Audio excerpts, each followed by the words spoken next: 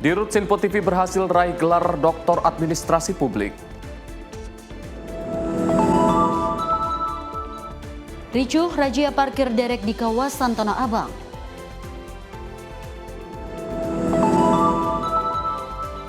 Penilaian 1 tahun pemerintahan Prabowo Gibran.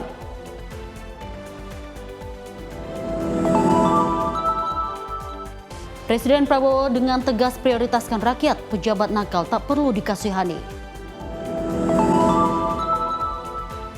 Cuaca panas ekstrim diprediksi hingga akhir Oktober.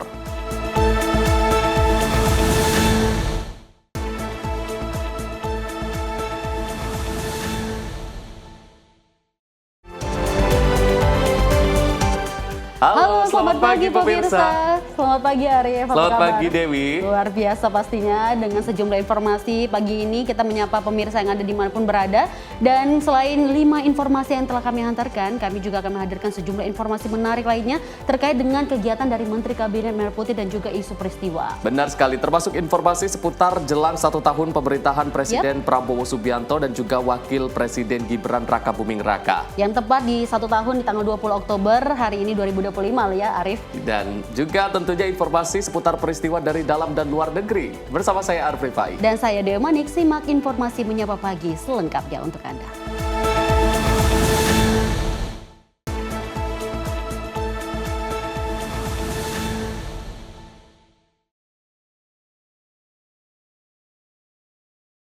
Pemirsa, kita awali informasi Menyapa Pagi dari kegiatan Kementerian Pendidikan Dasar dan Menengah AAU, Kemendikbud dan Kemenlu dinilai kementerian dengan kinerja paling baik dan menonjol selama masa pemerintahan Presiden Prabowo Subianto. Penilaian itu berdasarkan hasil riset lembaga survei Indo Strategi terhadap kinerja 1 tahun pemerintahan Prabowo Subianto dan Gibran Rakabuming Raka. Kementerian Pendidikan Dasar dan Menengah dan Kemenlu dinilai kementerian dengan kinerja paling baik dan menonjol selama masa pemerintahan Presiden Prabowo Subianto. Penilaian itu berdasarkan hasil riset lembaga survei Indo Strategi melakukan penilaian terhadap kinerja 1 tahun pemerintahan Prabowo Subianto dan Gibran Rakabuming Raka. Berdasarkan hasil penelitian mengungkapkan bahwa terdapat 10 dari 47 kementerian dengan kinerja terbaik. Skor diperoleh berdasarkan capaian program prioritas di setiap kementerian, di mana semua kementerian mendapat skor sedang, namun ada variasi tertinggi adalah Kemenhub dari Raja Juli Antoni, Kementerian Pendidikan Dasar dan Menengah, kedua Kementerian Luar Negeri Kemlu, dan seterusnya terdapat hingga Kementerian Pertanian. Nah, kami memahami bahwa setahun ini adalah proses konsolidasi dan koordinasi lintas kelembagaan, apalagi kita mengetahui bahwa pemerintahan Prabowo Gibran memiliki kabinet yang sangat besar, lebih dari 100 menteri dan wakil menteri. Saya kira itu merupakan pekerjaan sendiri bagi pemerintah untuk melakukan koordinasi gitu ya. Saya kira tidak mudah, oleh karena itu kami menilai dalam setahun ini sepertinya pemerintah lagi dalam fase konsolidasi dan koordinasi untuk mungkin tahun depan baru kita akan melihat bagaimana kinerja yang sebenarnya gitu. Menggunakan metode penilaian skala 0 hingga 5 secara terperinci, 0 sampai 2 untuk kinerja buruk, 2 sampai 4 kinerja sedang, dan 4 sampai 5 kinerja baik. Peringkat kementerian di era setahun Prabowo Gibran. 1. Kemendikbud Abdul Muti dengan skor 3,35. 2. Kemlu Sugiono 3,32. 3. Kemenak Nasaruddin Umar 3,26. 4. Kemendikbudristek Brian Yuliarto 3,22. 5. Kementan Amran Sulaiman 3,21. 6. Kemenkyu Purbaya Yudi Sadewa 3,15. 7. Kemendagri Tito Karnavian 3,14. 8. Kemhan Safri Samsudin 3,13. 9. Kemenhub Raja Juli Antoni 3,08. Dari Jakarta, Tim Liputan Sinpo TV melaporkan. Pemirsa, Menteri Investasi dan Hilirisasi Kepala Badan Koordinasi Penanaman Modal atau BKPM, Rosan Roslani menyatakan realisasi investasi pada kuartal 3 2025 mencapai 491,4 triliun rupiah. Dan pencapaian ini memenuhi target sebesar 25,8% dari target investasi keseluruhan yang dicanangkan dan harus dicapai pada Desember 2025. Menteri Investasi dan Hilirisasi Kepala Badan Koordinasi Penanaman Modal atau BKPM Rosan Roslani menyatakan realisasi investasi pada kuartal 3 2025 mencapai 491,4 triliun dengan penyerapan tenaga kerja mencapai 696.478 orang. Hal ini disampaikan Rosan dalam konferensi pers capaian realisasi investasi triwulan 3 tahun 2025 di Jakarta pada Jumat 17 Oktober 2025. Pencapaian ini memenuhi target sebesar 25,8% dari target investasi keseluruhan sebesar 7.905,6 triliun yang dicanangkan harus dicapai pada Desember 2025. Pencapaian investasi ini meningkat secara tahunan atau year on year 13,9% jika dibandingkan realisasi investasi pada periode yang sama di tahun sebelumnya, senilai 431,5 triliun. Dengan September. Alhamdulillah pada triwulan ketiga ini pencapaian investasi kami ini adalah 491,4 triliun atau kalau kita bandingkan year on year-nya itu peningkatan 13,9% dari 431,5 triliun pada tahun sebelumnya. Dan pencapaian ini kurang lebih adalah 25,8% dari target investasi 1.905,6 triliun yang dicanangkan harus kita capai pada akhir tahun Desember 2025. Jadi target keseluruhannya ini adalah 1.905,6 triliun. Tim redaksi Simpo TV melaporkan. Kita lanjut informasi dari Menteri Keuangan Purbaya Yudi Sadewa yang membuka aduan pelaporan pajak bagi masyarakat melalui nomor WhatsApp. Aduan tersebut mulai berlaku pada hari Rabu 15 Oktober 2025. Menteri Keuangan Purbaya Yudi Sadewa mengumumkan pembukaan kanal pengaduan masyarakat melalui layanan WhatsApp untuk menampung laporan publik terkait masalah pajak dan bea cukai. Masyarakat juga dapat melapor langsung apabila menemukan dugaan pelanggaran pegawai pajak dan bea cukai ke nomor 0822 4040 6600. Kanal tersebut sudah aktif dan dapat diakses oleh masyarakat di seluruh Indonesia. Purbaya menyebut kanal ini dikelola oleh sejumlah stafnya. Purbaya menambahkan sistem akan mengirimkan balasan otomatis untuk memastikan pesan pengaduan masuk sebelum diverifikasi oleh tim. Ia menegaskan seluruh laporan akan divalidasi terlebih dahulu guna memastikan kebenaran informasi. Masalah pajak atau pegawai pajak atau pegawai cukai yang ngaco, yang menurut mereka ngaco, atau masalah pajak apapun, dan khusus bea cukai dan pajak ya, bisa lapor Pak Purbaya, nomornya ini nih 08 22404 06600. Itu buat publik, Pak. Ini buat publik yang punya keluhan terhadap masalah pajak atau pegawai pajak atau pegawai cukai yang ngaco, yang menurut mereka ngaco, atau masalah pajak apapun dan bea cukai, dan nomor ini nanti staff saya sudah ada yang standby di sana, tapi nggak langsung jawab ya. Kita kumpulin dulu nanti kita tiap berapa hari kita sort, nanti kita bisa tindak lanjuti. Lebih lanjut, ia juga menegaskan komitmen untuk menindak tegas apapun jenis pelanggaran di lingkungan Kementerian Keuangan. Tim redaksi Simpo TV melaporkan. Sementara itu, pemirsa, Menteri Perhubungan Budi Purwagandi mengaku akan mempercepat peningkatan akses jalan menuju Pelabuhan Patimban, Jawa Barat saat bertemu dengan Gubernur Jawa Barat Deddy Mulyadi. Dan Dudi menegaskan pentingnya memperkuat kolaborasi antara pemerintah pusat, pemerintah daerah, dan para pemangku kepentingan dalam upaya mewujudkan hal tersebut. Kementerian Perhubungan menegaskan komitmennya untuk mempercepat peningkatan akses jalan menuju Pelabuhan Patimban di Subang, Jawa Barat. Upaya ini dilakukan guna memperkuat konektivitas logistik nasional dan mendorong pertumbuhan ekonomi kawasan. Hal tersebut disampaikan Menteri Perhubungan Budi Purwagandi saat bertemu dengan Gubernur Jawa Barat Deddy Mulyadi di Purwakarta, Jawa Barat pada Rabu 15 Oktober 2025. Pertemuan tersebut membahas langkah strategis percepatan pembangunan infrastruktur jalan pendukung Pelabuhan Patimban, baik dari kawasan industri maupun wilayah sumber material. Sementara itu, Gubernur Jawa Barat Deddy Mulyadi menyampaikan komitmen pemerintah Provinsi Jawa Barat untuk mendukung percepatan pembangunan infrastruktur penunjang Pelabuhan Patimban. Pertemuan ini menjadi langkah konkret kolaborasi lintas pemerintah dalam mendukung operasional dan pengembangan Pelabuhan Patimban sebagai salah satu simpul utama konektivitas logistik nasional dan motor penggerak ekonomi kawasan. Tim redaksi Simpo TV melaporkan. Pemirsa, Direktur Utama Sinpo TV Aryawan resmi meraih gelar Doktor Administrasi Publik di Universitas Profesor Dr. Mustopo Bragama. Kegigihannya dalam menimba ilmu berhasil menuntaskan studi S3 dengan disertasi berjudul Studi Efektivitas Sistem Aplikasi Sri Kandi di Dewan Perwakilan Rakyat.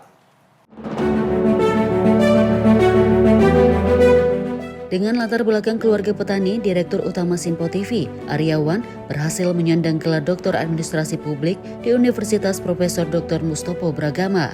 Dengan disertai judul Studi Efektivitas Sistem Aplikasi Sri Kandi di Dewan Perwakilan Rakyat, mampu membawa meraih gelar doktor dalam sidang terbuka promosi Doktor Ilmu Administrasi Publik di Universitas Profesor Dr. Mustopo Bragama. Dalam sambutannya, Aryawan menyampaikan gelar doktor menjadi bukti bahwa seorang anak yang berlatar belakang ekonomi rendah mampu menempuh pendidikan ke jenjang lebih tinggi. Dirinya menilai faktor ekonomi bukanlah sebuah penghalang untuk menempuh pendidikan yang lebih tinggi. Saya sengaja menulis itu, Prof. Karena dulu, Prof, mereka banyak orang-orang yang menganggap anak petani itu tidak bisa menyelesaikan pendidikan sampai jenjang tertinggi.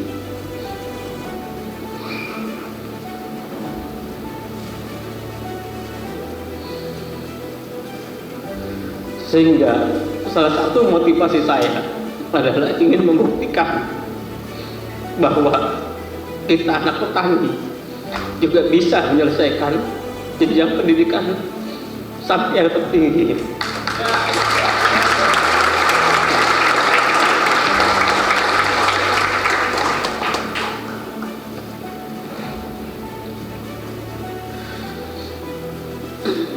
Itu yang menjadi salah satu motivasi saya. Kenapa kemudian saya terus untuk belajar sampai dengan jenjang S3. Karena dulu banyak, Prof, yang meremehkan kami, yang mengatakan bahwa tidak mungkin anak petani itu bisa menyelesaikan pendidikan. Dan ini ingin saya buktikan kepada mereka-mereka yang tidak yakin ketika berbicara soal ekonomi. Padahal pendidikan bukan hanya soal ekonomi, Prof, tapi soal semangat, soal keyakinan. Ketika kita memiliki keyakinan, kita memiliki semangat, kita bisa menyelesaikan. Meskipun ekonomi kita tidak seperti orang-orang yang mungkin memiliki ekonomi yang luar biasa, Prof. Dalam kesempatan yang sama, Rektor Universitas Profesor Mustopo Bragama, Dr. Muhammad Saifullah mengatakan, untuk mencapai pendidikan tinggi bukanlah perihal pembiayaan, melainkan motivasi. Ia mencontohkan banyak program dari pemerintah dapat membantu mencapai pendidikan tinggi, seperti program KIP untuk tingkat S1 dan program beasiswa utama bagi jenjang S2 dan S3. Saya setuju itu dan saya yakin apa yang dikatakan oleh Dr. Ari ini juga mendapat support dari dukungan atau sistem politik kita. Kementerian Keuangan punya berbagai macam program untuk memudahkan masyarakat kita itu menempuh pendidikan hingga tinggi. Kalau untuk tingkat S1 itu kan ada program KIP untuk yang tidak mampu. Tapi untuk S2, S3 itu ada yang namanya beasiswa utama. Jadi memang saya setuju dengan Dr. Ari bahwasannya pendidikan ini bukan persoalan pembiayaan, tapi persoalan motivasi. Bahkan orang yang memiliki biaya pun itu kadang tidak sampai seperti apa yang diraih oleh Dr. Ari, karena motivasi dan keinginannya tidak cukup untuk menyelesaikan pendidikan. Jadi untuk harapan saya seperti yang saya bilang tadi dalam kerjasama kita harus bisa menyentuh masyarakat paling tingkat bawah agar mau sekolah, agar mau mencapai pendidikan yang lebih tinggi lagi. Dari Jakarta, tim redaksi Sinpo TV melaporkan. Dari informasi tadi kita bangga sekali ya Arif dan juga pemirsa dapat kita saksikan bahwa kita mengucapkan selamat juga untuk Dirut Sinpo TV Aryawan yang telah mendapatkan gelar doktor, dan kita berharap apapun yang ilmu ataupun gelar yang dicapai hingga saat ini dapat bermanfaat bagi masyarakat, terutamanya untuk media seperti itu. Benar sekali, dan apalagi kalau kita melihat kemarin Dewi dan juga pemirsa di mana pada proses sidang terbuka itu ada momen yang cukup mengharukan di mana ketika memberikan sambutan ini Dr. Aryawan Dirut Sinpo TV ini sempat terharu, dan juga itu momen mengharukan di mana beliau ini mengatakan bahwasanya bangga menjadi anak petani. Dan juga menunjukkan bahwasanya meskipun berasal dari anak petani namun mampu menunjukkan bahwasanya mampu meraih pendidikan tertinggi yakni gelar doktor dalam waktu 3,5 tahun. Intinya kami keluarga besar dari Sinpo TV mengucapkan selamat dan turut bangga, mudah-mudahan gelar yang diraih ini benar-benar bisa bermanfaat untuk masyarakat luas. Tidak hanya pribadi tapi juga untuk masyarakat luas. Dan pemirsa, informasi kita lanjutkan dari Menteri Pertahanan Syafri Samsudin yang menerima kunjungan Panglima Angkatan Bersenjata Australia dalam hal membahas penguatan kerjasama pertahanan dan misi kemanusiaan pada Jumat pagi 17 Oktober 2025. Kepala Biro Informasi Kementerian Pertahanan Brigjen TNI Frega Wenas mengatakan Indonesia Australia sepakat untuk meningkatkan pelatihan cyber dan kegiatan di wilayah timur.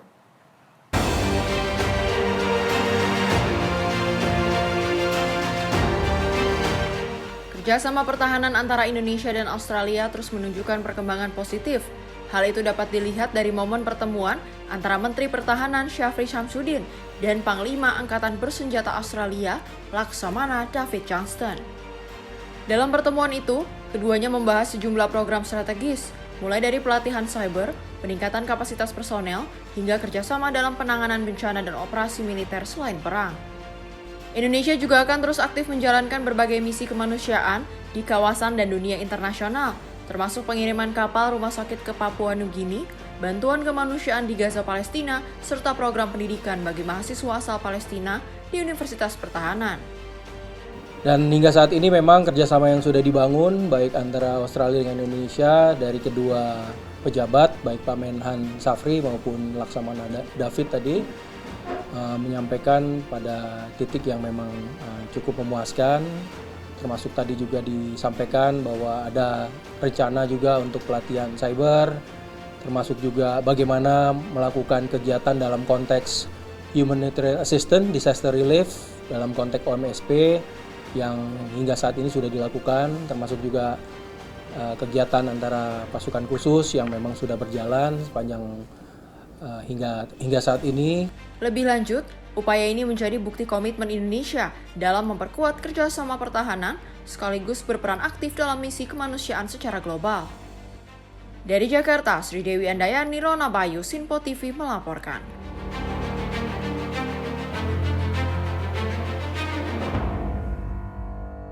Pemirsa, petinggi Partai Keadilan Sejahtera melakukan pertemuan dengan Menteri Pertahanan Syafri Samsudin dalam rangka membahas sistem pertahanan keamanan rakyat semesta. Dan di sisi lain, Menhan juga mengatakan bahwa pertemuan ini sekaligus memperkokoh persatuan nasional.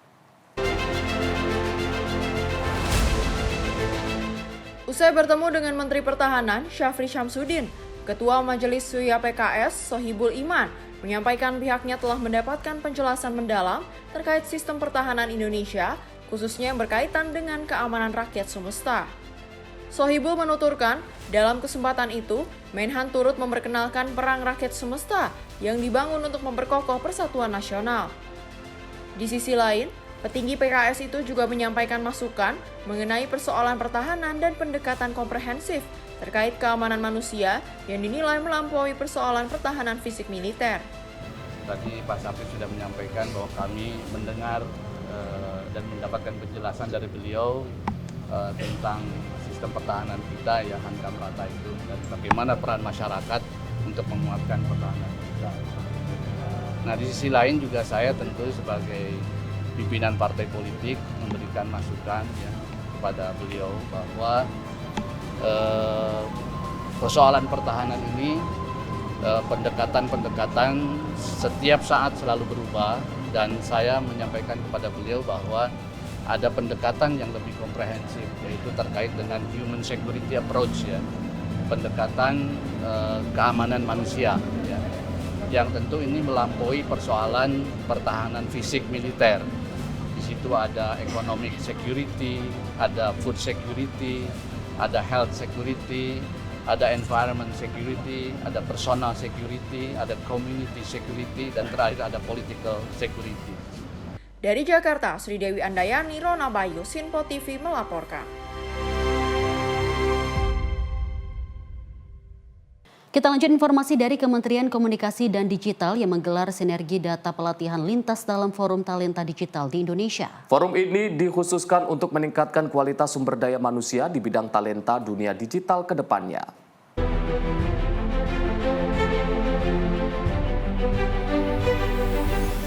Wakil Menteri Komunikasi dan Digital, Nezar Patria, menegaskan peningkatan talenta digital menjadi fokus utama pemerintah saat ini daripada meningkatkan fasilitas digital yang akan dilakukan. Menurutnya, hadirnya forum ini untuk menganalisa tren hingga tantangan talenta digital saat ini, sejalan yang tengah dilakukan pemerintah, yakni menyusun dan merencanakan perencanaan pelatihan nasional dalam skala periodik. Adapun hasil dari forum ini mampu melahirkan ide rekomendasi aplikatif untuk efektivitas pelatihan SDM talenta digital yang berdampak dengan tepat sasaran. Lebih luas, Nezar menyoroti pembahasan penting mengenai forum ini adalah mampu menciptakan talenta digital mumpuni dan membangun infrastruktur transformasi digital yang kuat. Pertama yang harus kita perkuat adalah talenta digital untuk menutup kesenjangan ataupun digital skill gap yang terjadi di Nusantara. Sejumlah sumber daya digital terkonsentrasi di kota-kota, terkonsentrasi di pulau-pulau besar seperti Jawa, sementara sebagian besar wilayah-wilayah lain kita lihat pertumbuhannya sangat potensial, namun digital talentnya masih sedikit. Jadi ini penting kita perhatikan. Tadi juga sudah disebutkan kalau Indonesia melaju ke 2045 dan kita berada di satu titik yang paling penting dari 2025 ke 2030. Satu bridging yang paling penting karena 2030 adalah pintu gerbang bonus demografi. Nah, disitulah ada momentum yang cukup besar, lapisan angkatan kerja kita yang produktif. Dari Jakarta, Max Asisul Hakim, Sinpo TV melaporkan.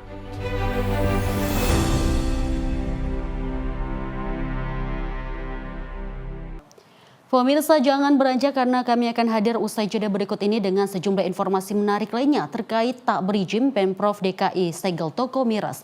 Informasi selengkapnya usai jeda berikut ini, tetaplah bersama kami.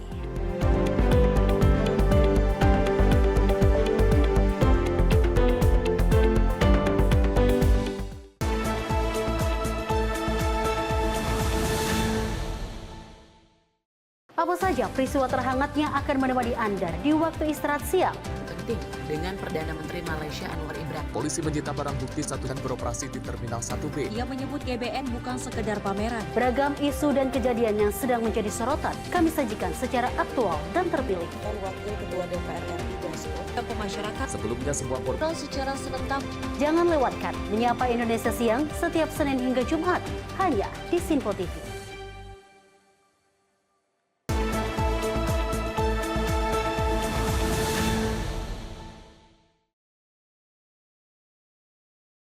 Selamat pagi pemirsa, Anda kembali menyaksikan Menyapa Indonesia Pagi. Petugas Satpol PP DKI Jakarta menyegel dan menutup toko minuman beralkohol di Jalan Ciledug Raya, Pesanggerahan, Jakarta Selatan. Penutupan dilakukan karena pemilik belum mengantongi izin penjualan miras. Berangkat dari laporan masyarakat terkait adanya peredaran minuman beralkohol dari sebuah toko penjual miras di Jalan Ciledug Raya, Kebayoran Lama, Jakarta Selatan. Petugas Satpol PP Jakarta Selatan langsung mendatangi lokasi. Petugas Pol PP kemudian memeriksa izin toko tersebut. Namun pemilik toko tak bisa menunjukkan izin baik dari Pemprov DKI ataupun dari masyarakat sekitar. Alhasil petugas pun melakukan penutupan dan penyegelan terhadap toko miras tersebut. Hari ini tujuannya adalah untuk memberi efek jera kepada masyarakat agar setiap usaha itu tidak memberikan istilahnya agar masyarakat di lingkungan itu bisa menerima. Nah, perlu kami sampaikan juga kepada masyarakat umum. Petugas berharap dengan penindakan yang dilakukan bisa memberikan efek jera kepada pemilik usaha nakal dan memberikan kenyamanan kepada masyarakat sekitar. Dari Jakarta, jurnalis Simpo TV melaporkan. Pemirsa, razia parkir liar yang dilakukan petugas di Sub DKI Jakarta di kawasan Tanah Abang menuai keributan pada Kamis 16 Oktober 2025 siang. Sejumlah pengemudi mobil emosi saat ditilang. Mereka kecewa dengan penilangan karena di tempat mereka parkir tidak terdapat rambu dilarang parkir. Udah jangan Pak. Hei, jangan divideoin. Beginilah kemarahan seorang supir taksi konvensional yang mobilnya mau diderek dan ditilang petugas di Sub. Ia marah dan memaki petugas di Sub lantaran tak menyangka taksi miliknya yang parkir di bahu jalan mau diderek dan ditilang, padahal ia parkir hanya sebentar untuk makan siang. Menurut sang sopir taksi, penilangan yang dilakukan petugas di Sub merupakan pungli. Tak hanya kemarahan seorang supir taksi konvensional, namun juga terjadi pada pemilik minibus yang sedang menunggu istrinya. Ia menolak dan melempar surat tilang yang diberikan oleh petugas di Sub dengan alasan tidak ada rambu larangan parkir di kawasan ini. Kesel nggak, Bang? Nggak tahu saya, iyalah saya nggak tahu. Mana rambunya ada di sini? Saya nggak tahu tuh rambu itunya. Nggak kelihatan dari ujung sana mana? Nggak kelihatan mana Pak ada rambunya? Nggak ada rambunya. Abang kecewa dengan tilangan seperti ini ya? Iyalah. Oke. Tadi abang tilangannya abang kasih lagi, balikin lagi Bang ya? Dibalikin lagi sama dia. Menurut petugas di Sub DKI Jakarta Pusat, sesuai Perda 4 tahun 2014 tentang larangan parkir kendaraan roda 4 di badan jalan harus ditindak. Kita menjalankan Perda nomor 5 tahun 2014, jadi setiap kendaraan roda 4 dilarang parkir dan atau berhenti di badan jalan. Kita gabung dengan kepolisian, jadi ini setiap kendaraan yang parkir atau berhenti sembarangan di badan jalan kita lakukan BAP oleh pihak kepolisian. Sebenarnya sudah dijelaskan, ada atau tidak ada rambu badan jalan bukan untuk tempat parkir atau berhenti. Hanya boleh parkir atau berhenti dalam keadaan lama parkir itu di rambu yang ada letter P-nya, jadi P biru. Walaupun banyak yang menolak diberikan surat tilang, namun petugas di Sub DKI Jakarta berhasil menilang 6 kendaraan roda 4 dan 1 taksi konvensional diderek. Dari Jakarta, jurnalis Simpo TV melaporkan.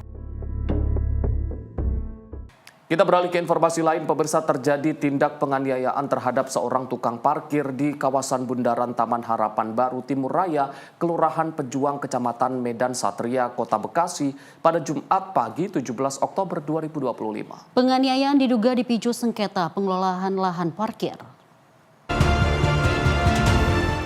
Peristiwa tersebut melibatkan sekelompok pria yang mengeroyok korban yang merupakan juru parkir di lokasi tersebut. Menurut informasi, pelaku pengeroyokan berjumlah lebih dari 5 orang. Insiden tersebut diduga dipicu akibat sengketa lahan parkir antara kedua belah pihak. Akibat kejadian ini, korban mengalami luka dan telah melapor ke Polsek Medan Satria untuk menjalani visum. Lulu Nursahida Permana, tim redaksi Simpo TV melaporkan. Kita lanjut informasi dari sebuah kapal pengangkut bahan bakar minyak tenggelam dan terbakar di Laut Banda, Maluku Tengah. Evakuasi sejumlah anak buah kapal berlangsung dramatis oleh tim SAR gabungan. Sebuah kapal material kayu KM Sarana Perkasa terbakar hebat di perairan Pulau Gunung Api Bandar Naira, Kabupaten Maluku Tengah, Maluku pada Kamis 16 Oktober 2025 siang. Ledakan keras terdengar saat kapal terbakar karena kapal bermuatan minyak tanah. 8 anak buah kapal langsung dievakuasi oleh tim SAR gabungan dari Basarnas Ambon, Posar Banda, TNI Polri, dan warga setempat. Dengan dramatis seluruh korban dievakuasi dengan selamat ke Pulau Banda Naira dan Pulau Hatta. Sementara bentuk kapal habis terbakar di lokasi. Terdapat satu kecelakaan kapal terhadap KM Sarana Perkasa dengan jumlah POD 8 orang yang mengalami kecelakaan terbakar di sekitar perairan Pulau Banda. Pada pukul 10.37 waktu Indonesia Timur, diberangkatkan satu tim rescue Posar Banda beserta tim SAR menggunakan RIP milik Posar Banda menuju ke lokasi kejadian dan melaksanakan proses evakuasi terhadap 8 orang abk tersebut. Kemudian pada pukul 10.55 waktu Indonesia Timur, tim SAR gabungan tiba di lokasi dan berhasil melaksanakan evakuasi terhadap 8 orang dalam keadaan selamat, dan posisi saat ini korban di Pulau Banda. Dengan ditemukannya korban, maka operasi SAR dinyatakan selesai dan disuruhkan untuk ditutup. Kapal KM Sarana Perkasa bermuatan BBM jenis minyak tanah dengan rute Masohi tujuan Banda Neira. Kapal berawak 8 orang ini sebelumnya mengalami kandas hingga bocor dan tenggelam di perairan Pulau Gunung Api Banda Neira akibat menabrak karang. Namun saat melakukan proses membuang air dari dalam kapal menggunakan pompa Alkom dan tiba-tiba muncul percikan api hingga menyebabkan kapal tersebut terbakar. Panikan melanda sejumlah warga di lokasi kejadian. Para ABK berlompatan untuk selamatkan diri sebelum akhirnya diselamatkan tim SAR. Dari Maluku Tengah, jurnalis Simpo TV melaporkan. Pemirsa, informasi peristiwa berikut ini datang dari pemancing yang tenggelam di Sungai Wai Panggubuan, Kampung Terbanggi Besar, Lampung Tengah yang berhasil ditemukan tim SAR gabungan pada Rabu sore 15 Oktober 2025. Korban ditemukan berjarak sekitar 3 meter dari lokasi kejadian dengan kondisi meninggal dunia. Tim SAR gabungan berhasil menemukan korban tenggelam di Sungai Wai Panggubuan, Kampung Terbanggi Besar, Kabupaten Lampung Tengah pada Rabu sore 15 Oktober 2025. Korban diketahui bernama Herwansyah bin Ishak, 28 tahun, warga Dusun 1, Kampung Terbanggi Besar. Diketahui korban awalnya hendak memancing di sekitar sungai dan mencoba menyeberang dengan berenang. Namun diduga kelelahan di tengah arus hingga akhirnya tenggelam. Warga yang melihat sempat berusaha menolong, tetapi korban sudah tidak terlihat di permukaan. Hingga akhirnya di pencarian hari kedua, pada Rabu 15 Oktober 2025, sekitar pukul 15.30 waktu Indonesia Barat, tim SAR gabungan berhasil menemukan korban dalam kondisi meninggal dunia, berjarak sekitar 3 meter dari lokasi awal kejadian. Selanjutnya korban dievakuasi dan diserahkan kepada pihak keluarga di rumah duka. Tim redaksi Simpo TV melaporkan. Pemirsa, video seorang perempuan menangis histeris karena suaminya dianiaya sekelompok pria di kawasan Lai Pondom, Kabupaten Dairi, Sumatera Utara, viral di media sosial pada Kamis 16 Oktober 2025. Dalam video yang berdurasi singkat tersebut, perempuan itu merekam kondisi suaminya yang terkapar dengan luka di bagian wajah. Dengan suara bergetar, ia menyebut sang suami dipukuli hanya karena menolak memberikan uang sebesar Rp2.000. Warga setempat menyebut aksi pungutan liar di kawasan Lai Pondom bukan hal baru. Para pelaku kerap meminta uang secara paksa kepada warga atau pengendara yang melintas dan tak segan melakukan kekerasan. Peristiwa ini memicu kemarahan warganet yang mengecam tindakan para pelaku dan meminta aparat bertindak tegas. Hingga saat ini pihak kepolisian disebut telah menerima laporan dan tengah menyelidiki kasus tersebut. Warga berharap para pelaku segera ditangkap dan praktik pungli di kawasan itu diberantas sepenuhnya. Kalecia, tim redaksi Simpo TV melaporkan. Pemirsa, Menteri Sekretaris Negara Prasetyo Hadi meminta PSSI segera cari pelatih timnas Indonesia yang baru. Itu setelah Patrick Kluivert out. PSSI berpisah dengan Patrick Kluivert dan tim kepelatihannya yang termasuk di U23 dan U20 pada Kamis kemarin melalui mekanisme mutual termination. Menteri Sekretaris Negara Prasetyo Hadi meminta PSSI segera cari pelatih timnas Indonesia yang baru. Itu setelah Patrick Kluivert out. Penghentian kerjasama itu dilakukan atas dasar persetujuan kedua pihak yang mempertimbangkan dinamika internal dan arah strategis pembinaan tim nasional ke depannya. Kluivert TKK setianya baru dikontrak pada awal Januari 2025 dengan durasi 2 tahun. Menteri Sekretaris Negara Prasetyo Hadi meminta PSSI segera cari pelatih timnas Indonesia yang baru. Tentu harapannya skuad Garuda terus bisa bersaing di level tertinggi. Kaitan dengan masalah pemecatan pelatih tim nasional kita yang tentu akibat dari kemarin kita belum berhasil menembus ke Piala Dunia 2026 ya, dan itu bagian dari evaluasi.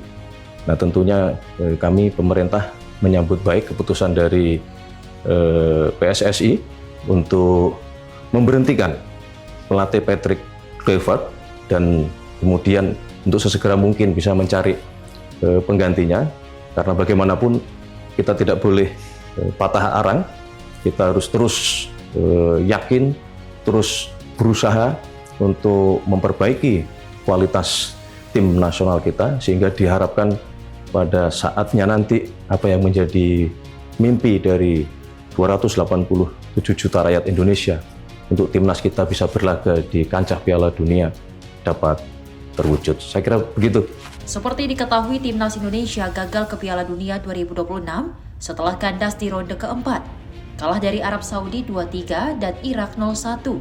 Agenda turnamen besar ada di Piala AFF di 2026 dan Piala Asia 2027. Dari Jakarta, Tio Malau, Simpo TV melaporkan. Pemirsa, Komisi 10 DPR RI mendukung penuh langkah PSSI yang memutus kontrak dengan pelatih timnas Indonesia Patrick Kluivert. Wakil Ketua Komisi 10 lalu Hadrian Irvani menilai keputusan tersebut tepat dan menjawab keresahan publik atas gagalnya timnas Indonesia lolos ke Piala Dunia 2026. Persatuan Sepak Bola Seluruh Indonesia atau PSSI secara resmi mengumumkan berakhirnya kerjasama dengan Patrick Kluivert dan tim pelatihnya melalui mekanisme mutual termination atau kesepakatan bersama. Langkah ini diambil lebih awal dari kontrak 2 tahun yang ditandatangani oleh mantan pelatih timnas asal Belanda tersebut. Wakil Ketua Komisi 10 DPR lalu Hadrian Irvani mendukung keputusan PSSI yang melakukan PHK kepada Kluivert untuk pengembangan sepak bola nasional yang lebih baik.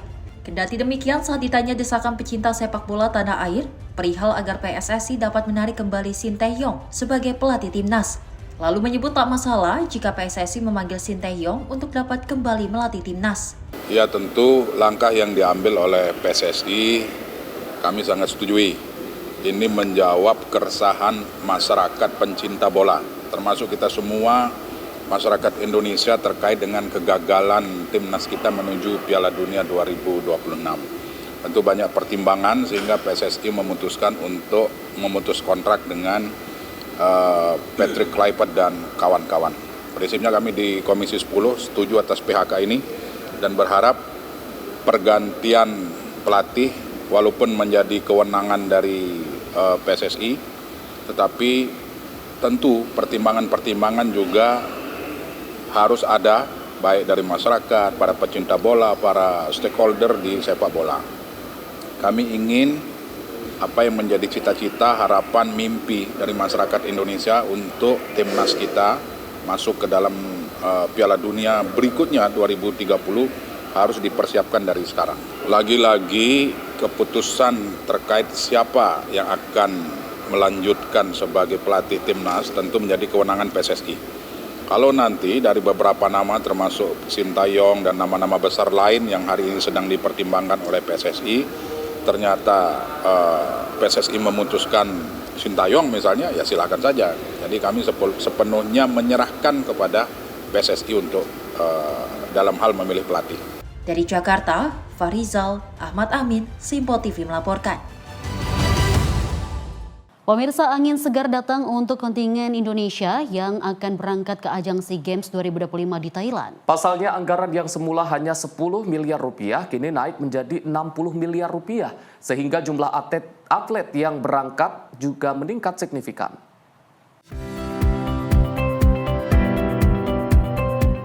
Angin segar dirasakan kontingen Indonesia yang akan berangkat ke ajang SEA Games 2025 Thailand. Pasalnya, anggaran yang semula hanya 10 miliar rupiah dengan hanya bisa memberangkatkan 120 atlet, kini meningkat menjadi 60 miliar rupiah sehingga dapat memberangkatkan hingga 700 sampai 800 atlet. Menpora menyampaikan kenaikan anggaran untuk SEA Games 2025 Thailand tahun ini atas arahan Presiden Prabowo Subianto dan dukungan dari Menteri Keuangan Purbaya Yudi Sadewa. Dengan keterbatasan waktu yang ada hari ini, kami dari Kemenpora memang kemarin benar-benar fokus memastikan dulu pendanaan ini sama seperti sebelum-sebelumnya, itu ya pasti. Insya Allah kalau niat kita sama-sama, niat kita bersatu, tidak saling menyalahkan, ya mudah-mudahan kita bisa ya sampai target kembali 3 besar pasti. Menanggapi peningkatan tersebut, Ketua NOC Indonesia Raja Sabta Oktohari mengucapkan terima kasih kepada pemerintah. Dalam hal ini Menpora Erik yang telah berhasil meningkatkan anggaran untuk SEA Games 2025 Thailand. Sementara itu, Chef de Mission Tim Indonesia untuk SEA Games Thailand 2025, Bayu Priawan Joko Sotono, juga mengucapkan terima kasih dan mengapresiasi peningkatan anggaran untuk persiapan tim Indonesia. Tim redaksi Simpo TV melaporkan. Arif dan juga pemirsa, dapat kita saksikan bahwa informasi tadi memang merupakan angin segar untuk pertandingan dari tim Indonesia yang menuju akan SEA Games di Thailand. Dan kita berharap bahwa setiap proses ataupun latihan yang akan dilakukan ini bertambah, karena kita melihat bahwa ini anggaran dinaikkan, berarti akan ada kontingen ataupun atlet-atlet yang bertambah juga, seperti itu. Dan kalau kita melihat juga ini awal mulanya ada kekhawatiran di antara para atlet-atlet di berbagai cabang yang terancam tidak berangkat karena memang anggarannya cuma 10 miliar. Tapi berkat dari instruksi dari Presiden Prabowo Subianto, kemudian menginstruksikan kepada Menpora Erick Thohir, kemudian menambah dari anggaran yang awalnya 10 miliar, kemudian ditingkatkan menjadi 60 miliar. Sehingga ini juga menambah jumlah kontingen Indonesia yang berangkat ke SEA Games. Harapannya target untuk kontingen Indonesia semoga bisa menjadi juara umum untuk pagelaran ataupun di ajang SEA Games 2025 di Thailand ini. Kita berharap bahwa nanti akan mendapat medali ataupun piagam-piagam nantinya yang akan kita harapkan untuk setiap atlet yang akan bermain di SEA Games 2025. Dan pemirsa, informasi kita lanjutkan dari Delegasi Program Pertukaran Pemuda Antar Negara atau PPAN 2025 yang melakukan Courtesy Call di Gedung Teater Wisma Kemenpora RI Senayan, Jakarta. Acara ini menjadi bagian dari pembekalan pra keberangkatan yang diisi dengan pertunjukan tari tradisional oleh para delegasi.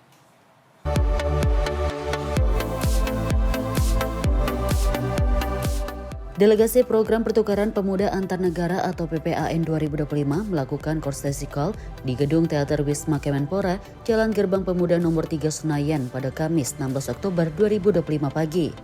Courtesy Call ini merupakan bagian dari Pre-Departure Training atau PDT PPAN 2025 yang berlangsung selama sepekan mulai 12 hingga 18 Oktober 2025. Para peserta PPAN yang hadir meliputi 21 delegasi Australia-Indonesia Youth Asian Program atau EAYP dan 16 delegasi Shift for Southeast Asian Japanese Youth Program atau SSEAYP. Seluruhnya telah melewati serangkaian seleksi dari tingkat daerah hingga nasional untuk mengikuti program masing-masing. Kedatangan para delegasi ini disambut staf ahli bidang hubungan pusat daerah dan internasional Kemenpora Suyadi Pawiro yang hadir mewakili Menpora Erick Thohir. Dalam sambutannya, Suyadi menyebut forum PPAN diharapkan menjadi batu pijakan bagi para peserta dan bangsa Indonesia secara luas. Courtesy Call ini menjadi ajang audiensi menjelang keberangkatan dua delegasi setelah mengikuti pembekalan. Dalam acara tersebut, para delegasi menampilkan pertunjukan tari tradisional Indonesia. Delegasi EAYP membawakan tari Samandori Aceh, sementara delegasi SSEAYP menyajikan triatikal tari Biteya dari Gorontalo. Kedua penampilan tersebut mengusung makna kebersamaan dan semangat untuk mencapai satu tujuan. Delegasi EAYP direncanakan berangkat Jumat 24 Oktober 2025, sedangkan delegasi SSEAYP pada pertengahan Januari tahun depan. Tim redaksi Sinpo TV melaporkan.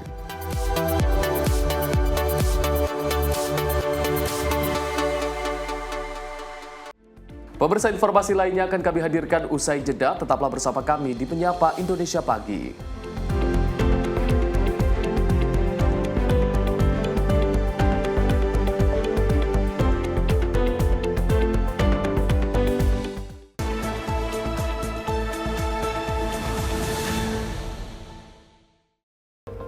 Om Swastiastu Semoton, bagi Anda yang berada di Bali, khususnya di Bukit Bakung, kini Anda dapat menikmati siaran Sinpo TV di channel digital 30 UHF.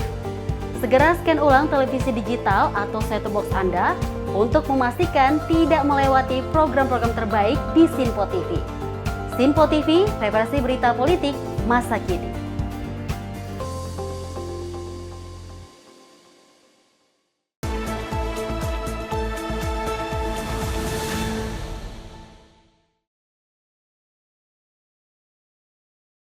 Terima kasih pemirsa, Anda kembali menyaksikan Menyapa Indonesia Pagi. Informasi kita lanjutkan kembali.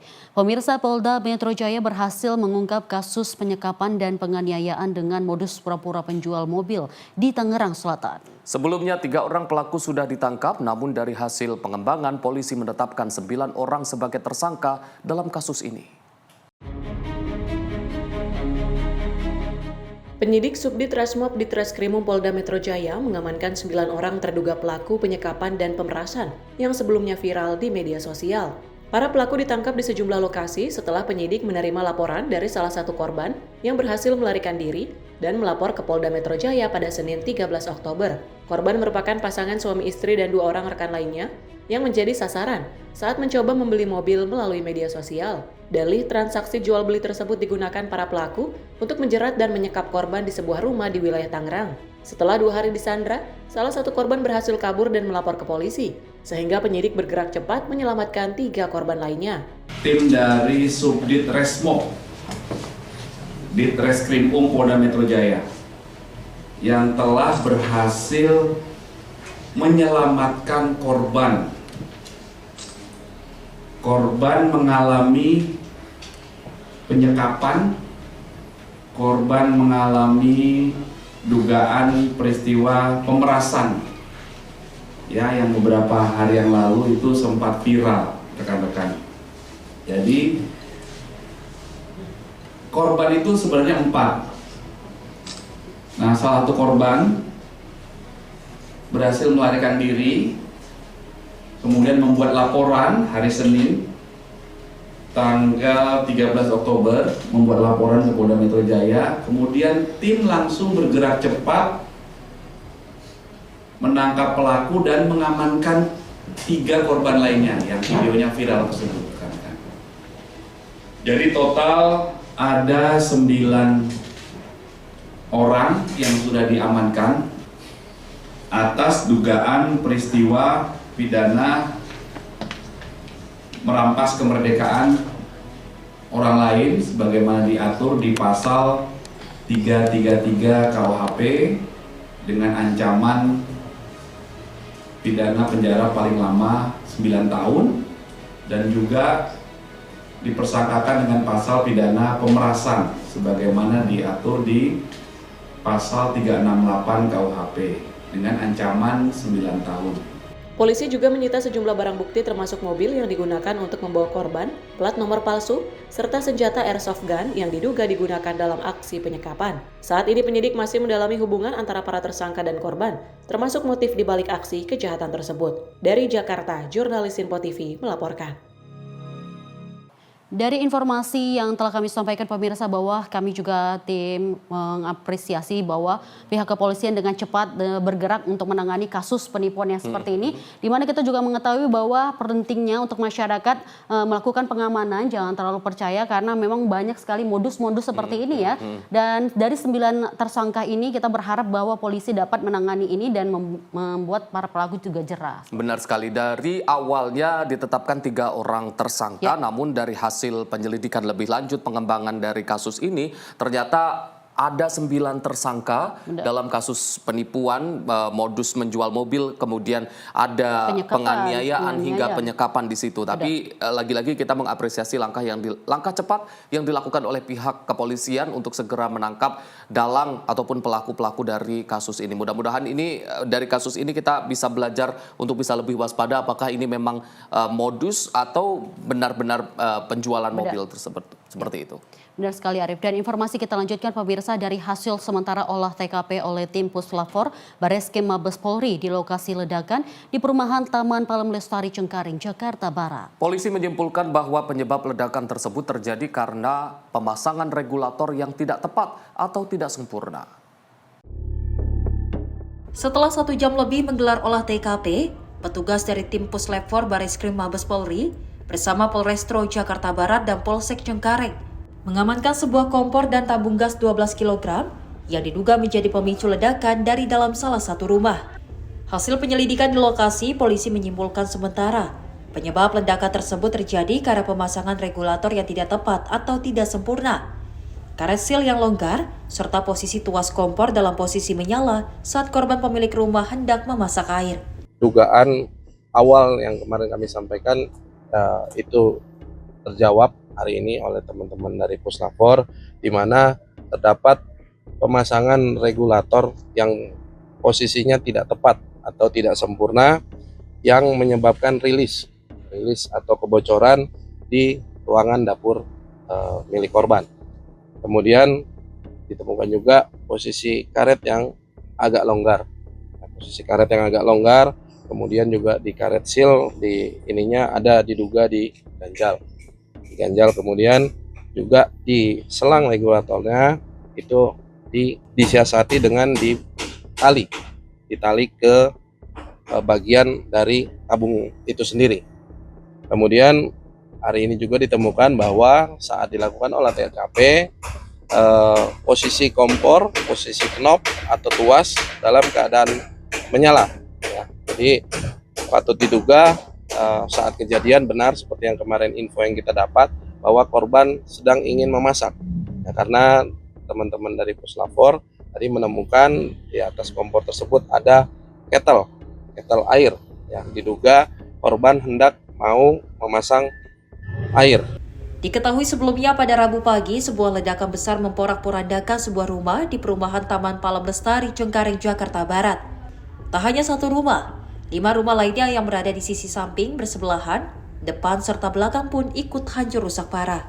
Bahkan seorang wanita lansia berinisial ES, sang pemilik rumah, mengalami luka bakar serius di sekujur tubuhnya yang mencapai 70%. Serta seorang tetangga sebelah rumah korban berinisial WS juga turut terluka usai tertimpa atap bangunan rumahnya yang ambruk saat ledakan tersebut terjadi. Kedua korban hingga saat ini tengah menjalani perawatan medis di RSCM Jakarta. Peristiwa ledakan tersebut pun sempat terekam kamera pengawas CCTV dan viral di sosial media.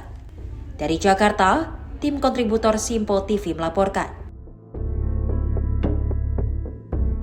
Dan kita lanjut informasi berikut ini pemirsa, dari petugas Bea dan Cukai Bandara Soekarno-Hatta Tangerang bersama Balai Karantina Hewan, Ikan dan Tumbuhan menggagalkan upaya penyelundupan ratusan ribu benih-benih lobster senilai 5,17 miliar rupiah. Benih-benih ini rencananya akan dibawa ke Vietnam oleh 4 orang penumpang tujuan Singapura.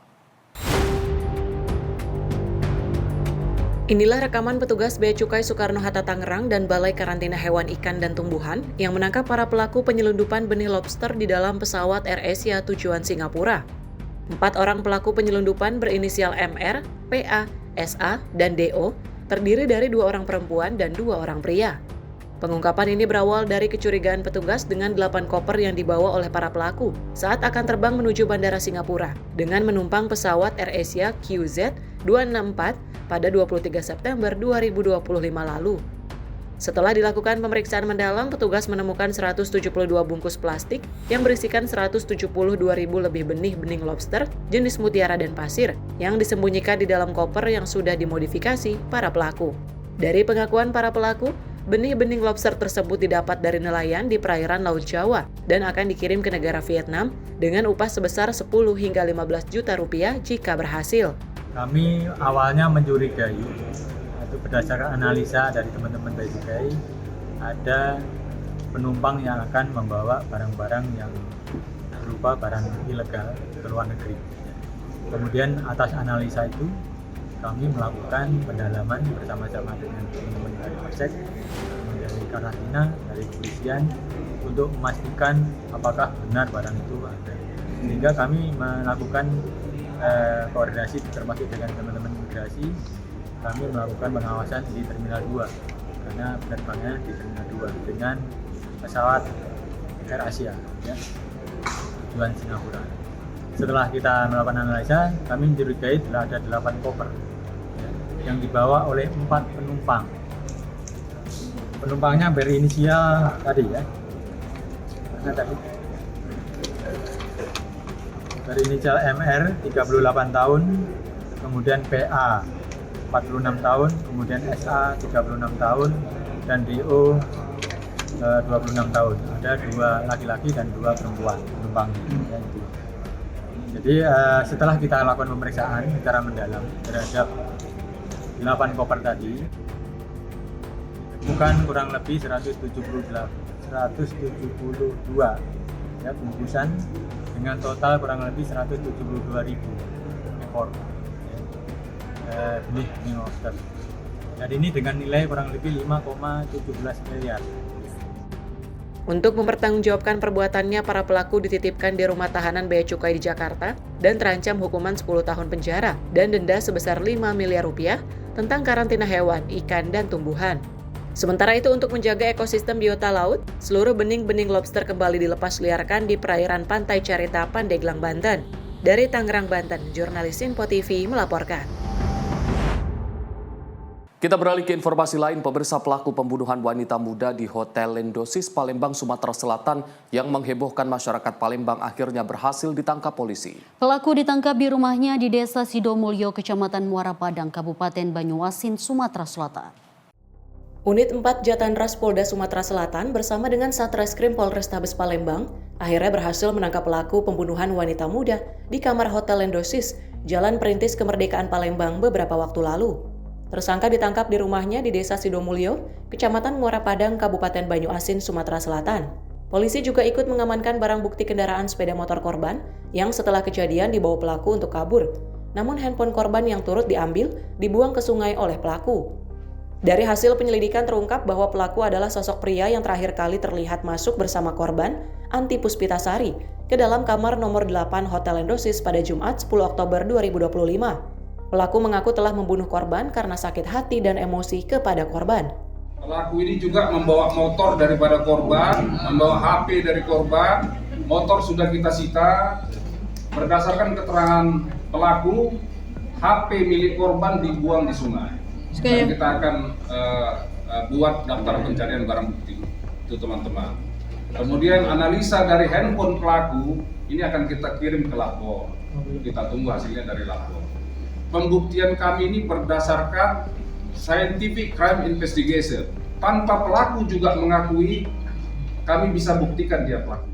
Untuk pertanggungjawaban hukum, tersangka Febrianto dijerat pasal 338 KUHP tentang pembunuhan dan pasal 365 ayat 3 KUHP tentang pencurian dengan kekerasan dengan ancaman hukuman penjara seumur hidup atau pidana mati. Dari Palembang, Sumatera Selatan, jurnalis Info TV melaporkan.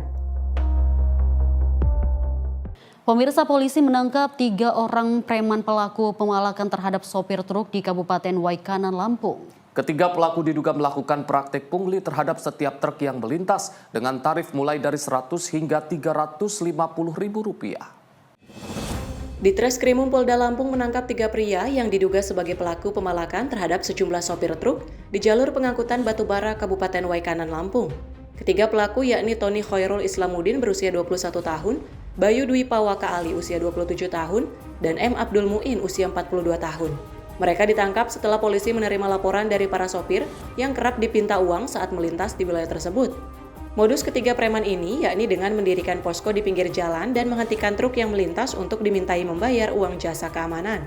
Setiap truk diminta membayar antara 100.000 hingga 350.000 rupiah setiap kali melintas. Dalam sehari jumlah truk yang melewati jalur itu diperkirakan mencapai 20 hingga 80 unit.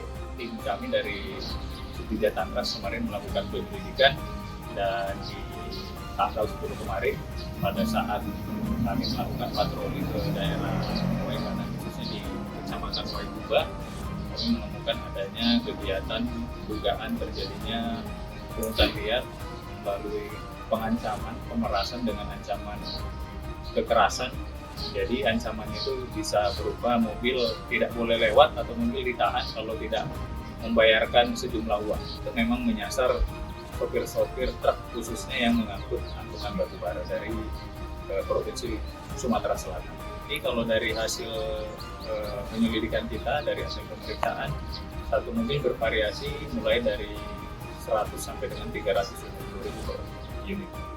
Para tersangka kini bakal dijerat dengan pasal 368 pemerasan dengan ancaman atau kekerasan dan terancam hukuman pidana 9 tahun penjara. Polisi pun masih mengembangkan penyidikan untuk memastikan ada atau tidaknya pihak lain yang terlibat dalam praktek pungli tersebut. Dari Bandar Lampung, jurnalis Info TV melaporkan. Sementara itu, pemirsa, aksi pencurian sepeda motor terjadi di Jalan Kampung Tipar RT 09 RW 07 Pondok Kelapa Duren Sawit, Jakarta Timur. Motor korban yang baru dipakai menjenguk istri melahirkan raib. Aksi pencurian terekam kamera CCTV.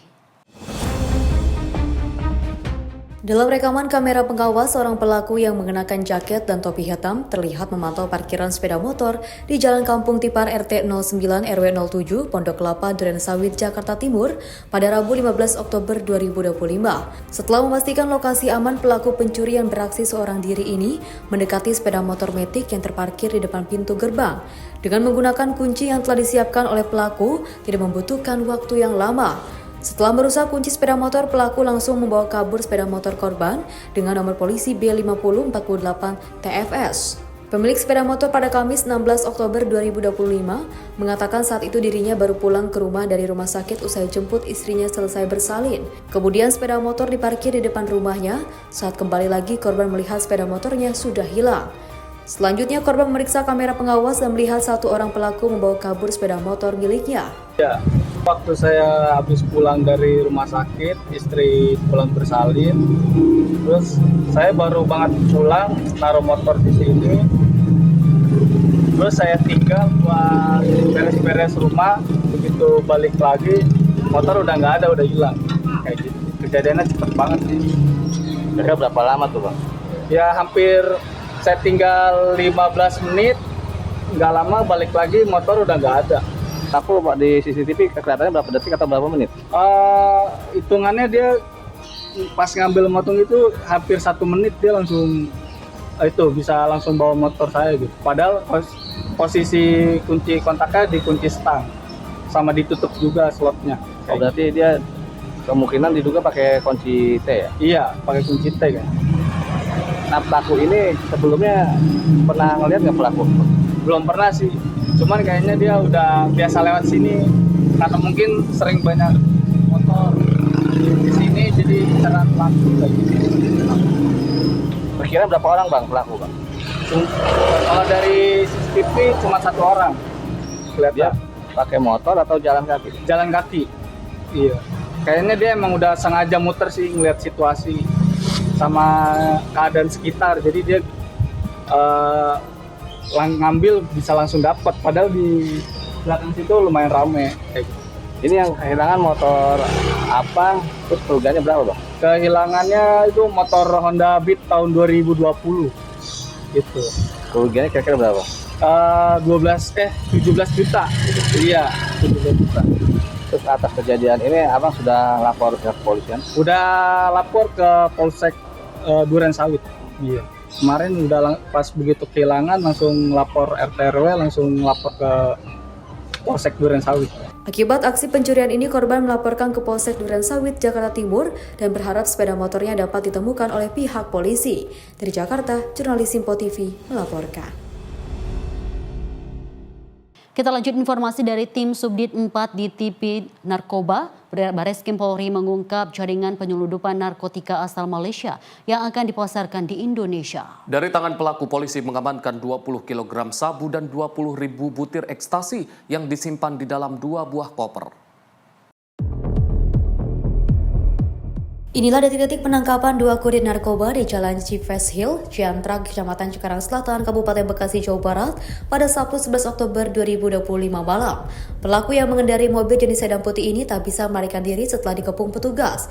2 pria yang berada di dalam mobil tersebut, MY 50 tahun dan MA 26 tahun, langsung dibekuk tanpa perlawanan.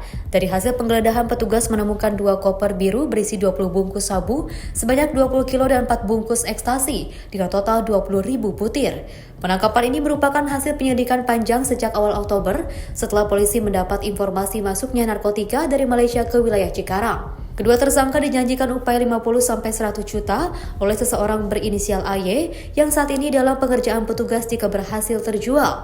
Kedua tersangka bersama barang bukti saat ini sudah dibawa ke Direktorat Narkoba Bareskrim Polri untuk penyidikan lebih lanjut. Dari Bekasi, Jawa Barat, tim liputan Simpo TV melaporkan. Pemirsa, Satres Narkoba Polres Cianjur berhasil membongkar jaringan pengedar narkoba lintas provinsi pada Rabu 15 Oktober 2025. Dan polisi juga berhasil menangkap 3 orang tersangka. Dari ketiganya, polisi mengamankan barang bukti berupa 6,4 kg ganja kering siap edar. Satuan Reserse Narkoba Polres Cianjur berhasil membongkar jaringan pengedar narkoba lintas provinsi. Polisi berhasil menangkap 3 orang tersangka berinisial AR, FSP, dan juga HS. Dari ketiganya, polisi mengamankan barang bukti berupa 6,4 kg ganja kering siap edar. Barang bukti ganja sendiri ini sebanyak 6,4 kg dengan 3 orang tersangka. Tiga-tiganya sudah kita tampilkan di belakang dengan inisial AR, FSP, dan HS. Di mana pada saat diamankan, AR sedang berada di sebuah di kebun. Dan ketika dilakukan penggeledahan ditemukan barang bukti berupa 1 bakal barang bukti yang di dalam berisikan 6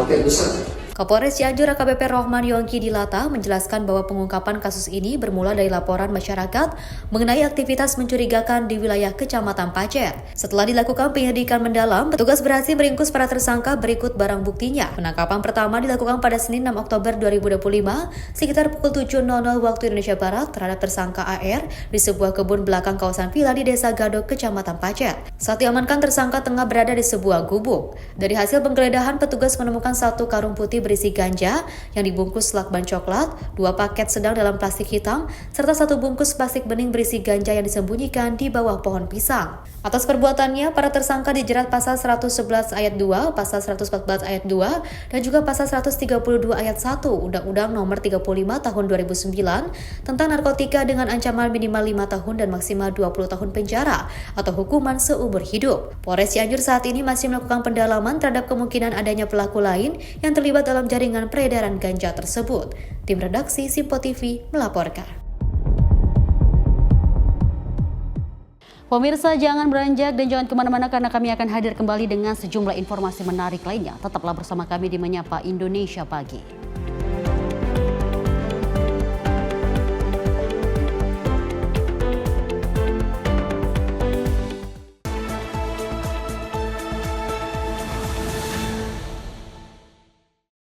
Napa kabar Banjarmasin? Saat ini siaran Simpo TV dapat Anda saksikan di Banjarmasin, Kalimantan Selatan di channel digital 30 UHF. Segera scan ulang saluran digital televisi Anda untuk memastikan Anda dapat menikmati program-program terbaru di Simpo TV. Simpo TV, referensi berita politik masa kini.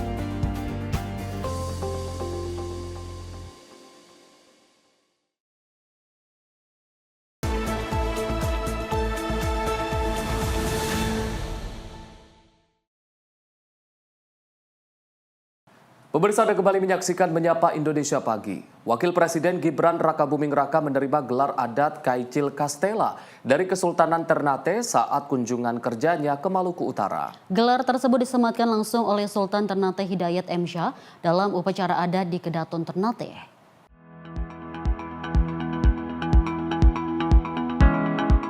Wakil Presiden Gibran Rakabuming menerima gelar adat Kaicil Kastela dari Kesultanan Ternate saat melakukan kunjungan kerja ke Maluku Utara. Penganugerahan digelar di Kedaton Kesultanan Ternate, Kecamatan Ternate Utara pada 16 Oktober 2025.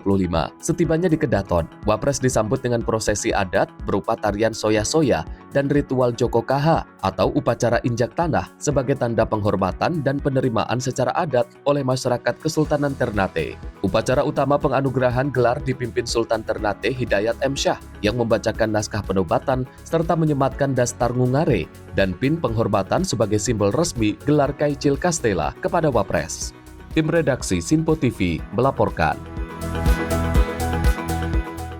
Dalam kunjungan Wakil Presiden Gibran Rakabuming Raka, kita dapat melihat bahwa sangat kusyuk untuk acara pemberian penghormatan kepada Wapres. Ini lagi-lagi bentuk penghormatan dan juga atas dedikasi yang dilakukan untuk melakukan pendekatan terhadap masyarakat Ternate lebih tepatnya. Dan kalau kita melihat juga ini mungkin tidak semua orang atau tidak sembarang orang bisa mendapatkan gelar dari Kesultanan Ternate, dan ini menjadi satu kehormatan bagi Wakil Presiden Gibran Rakabuming Raka yang dipercaya untuk menerima gelar dari Kesultanan Ternate, yaitu gelar Kaicil Castella. Castella, benar Baik. sekali. Dan kita berharap bahwa ini tak hanya Wapres nantinya, Presiden juga dapat mengunjungi masyarakat Ternate dan dapat memberikan penghargaan itu ya kepada pemimpin. Dan pemirsa, kita lanjut informasi dari kegiatan Presiden Prabowo Subianto yang menginstruksikan tambahan BLT untuk 35 juta keluarga menjangkau 140 juta orang. Selain itu, Menko Airlangga Hartarto menyebut program magang nasional ditargetkan melibatkan 100.000 peserta hingga akhir tahun. Menteri Koordinator Bidang Perekonomian Airlangga Hartarto menyampaikan bahwa Presiden Prabowo Subianto menginstruksikan penambahan bantuan langsung tunai untuk 35 juta lebih keluarga penerima manfaat yang diperkirakan bisa menjangkau sekitar 140 juta orang. Langkah ini bertujuan memperkuat daya beli masyarakat. Airlangga menjelaskan BLT tambahan ini berbeda dengan BLT reguler yang disalurkan setiap bulan melalui program Keluarga Harapan dan bantuan sembako. Penyaluran BLT tambahan akan dimulai minggu depan melalui PT Pos Indonesia. Bapak Presiden minta menambahkan bantuan langsung tunai ini yang akan diberikan pada bulan Oktober, November, dan Desember 2025 dan akan diterima oleh 36.783 keluarga penerima manfaat, dan ini lebih tinggi dari BLT sebelumnya, dan ini bisa menjangkau kurang lebih 140 juta orang kalau kita berasumsi 1 KPM itu adalah ayah, ibu, dan 2 orang anak. Tambahan BLT ini di luar BLT reguler yang disalurkan melalui Kemensos setiap bulan kepada 20,88 juta keluarga penerima manfaat melalui program Keluarga Harapan dan juga bantuan sembako. Penyalurannya akan dilakukan segera, akan melalui Himbara yang untuk 18,3 juta dan ini akan langsung diberikan mulai minggu depan. Dan juga yang 17,2 juta melalui PT Pos. Dan ini juga siap untuk diberikan mulai hari Senin. Selain BLT, pemerintah juga meluncurkan program magang nasional yang memberikan uang saku setara upah daerah serta menanggung iuran jaminan kehilangan kerja dan jaminan kematian. Program ini menargetkan 100.000 peserta hingga akhir 2025. Dengan gelombang pertama sudah berjalan sejak Oktober dan gelombang kedua dibuka pada November. Seluruh peserta magang diberikan uang saku per bulan yang besarannya sama dengan uang saku daerah, kabupaten, dan kota. Dan di samping itu juga mendapat iuran untuk jaminan kehilangan kerja dan JKM. Dan itu tidak memotong uang saku yang diberikan oleh pemerintah. Tim redaksi Sinpo TV melaporkan. Pemirsa, Presiden Prabowo Subianto mengajak generasi muda menjadi pemimpin yang jujur dan berani melawan korupsi. Ia menegaskan bahwa kepentingan rakyat harus selalu jadi prioritas utama. Pejabat tidak amanah tidak layak mendapatkan simpati. Dalam pidato saat sidang Senat Pengukuhan Mahasiswa Baru dan Wisuda di Universitas Kebangsaan Republik Indonesia, Presiden Prabowo Subianto berpesan kepada generasi muda untuk menjadi pemimpin yang jujur dan mengutamakan kepentingan rakyat. Ia menegaskan pentingnya keberanian dalam memimpin, tidak takut melawan koruptor, serta selalu peduli pada kesejahteraan masyarakat. Prabowo menyoroti program makan bergizi gratis sebagai contoh nyata kepemimpinan yang berpihak pada rakyat. Program ini telah menjangkau lebih dari 36 juta penerima manfaat dan menciptakan lapangan kerja melalui ribuan dapur MBK di seluruh Indonesia. Saudara-saudara, ini prestasi yang tidak sedikit, tidak kecil, dan ini kita dibicarakan di dunia internasional. Kalau ada 1-2 nakal, saya peringati, ya kan? 1 kali peringatan, masih nakal, masih nggak mau dengar, 2 kali peringatan, 3 kali, apa boleh buat? Reshuffle, harus diganti. Tidak boleh ada rasa kasihan. Yang kasihan rakyat Indonesia.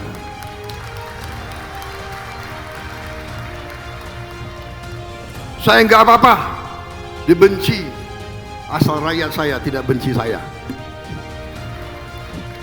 Kalau saya dibenci oleh maling-maling, koruptor, manipulator, penipu-penipu yang serakah, nggak apa-apa, nggak ada urusan. Saya dikasih peringatan, Pak, hati-hati loh Pak, mereka uangnya banyak. Saya tidak ragu-ragu, saya akan hadapi koruptor-koruptor dan maling-maling, saya hadapi bersama saudara-saudara. Saya yakin rakyat Indonesia di belakang saya percaya itu. Ia menegaskan bahwa pemerintah akan mendukung penuh anggaran untuk program-program yang mengutamakan kesejahteraan rakyat dan tidak segan mengambil tindakan tegas terhadap pejabat yang menyalahgunakan amanah. Prabowo juga mengingatkan jajarannya untuk berhati-hati dalam pengelolaan anggaran dan tidak menoleransi penyelewengan sedikitpun. Tim redaksi Simpo TV melaporkan.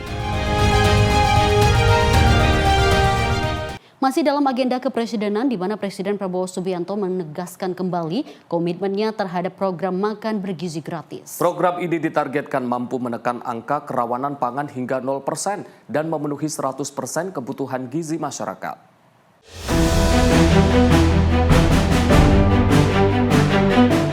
Presiden Prabowo Subianto menegaskan kembali target program makan bergizi gratis, yaitu mencapai 0% kerawanan pangan dan memastikan 100% kebutuhan gizi masyarakat terpenuhi. Penegasan ini disampaikan saat memberikan orasi ilmiah dalam sidang Senat Terbuka Universitas Kebangsaan Republik Indonesia di Bandung pada 18 Oktober 2025. Sejak diluncurkan pada Januari 2025, program MBG telah menjangkau 36,2 juta penerima manfaat dan menyuplai lebih dari 1,4 miliar porsi makanan. Selain berdampak pada kesehatan masyarakat, program ini juga menggerakkan roda ekonomi lokal melalui 12.205 dapur yang masing-masing memperkerjakan sekitar 50 orang. Prabowo menyebut program ini mendapat sorotan internasional, termasuk dari Rockefeller Institute yang mencatat Indonesia sebagai salah satu negara tercepat dalam pelaksanaan program makan bergizi. Masing-masing dapur menimbulkan 15 supplier makanan di desa itu. Masing-masing supplier mempekerjakan 5 sampai 10 pekerja, petani dan sebagainya. Saudara-saudara, ini prestasi yang tidak sedikit, tidak kecil, dan ini kita dibicarakan di dunia internasional. Sekarang sudah ada 112 negara dan sebagian besar ikut contoh kita. Brazil membutuhkan 11 tahun. Ini suatu prestasi yang saya anggap harus kita akui. Dan untuk itu saya terima kasih hadir di sini Kepala Badan Gizi Nasional Profesor Dadan Hindayana, profesor dari IPB. Jadi di mana ada usaha manusia yang 99,99% berhasil dibilang gagal. Tapi kita mau zero error, kita mau zero defect, walaupun sangat sulit tapi kita harus. Meski belum sempurna, Prabowo menyatakan tingkat keberhasilan program ini telah mencapai 99,99% dibandingkan dengan target dan cakupan pelaksanaannya selama 1 tahun. Tim redaksi Simpo TV melaporkan. Sementara itu, Pemirsa, Menko Perekonomian Airlangga Hartarto mengumumkan peluncuran program magang bergaji bagi lulusan perguruan tinggi. Program ini merupakan bagian dari stimulus ekonomi kuartal 4 2025 dan menargetkan 100.000 peserta di seluruh Indonesia.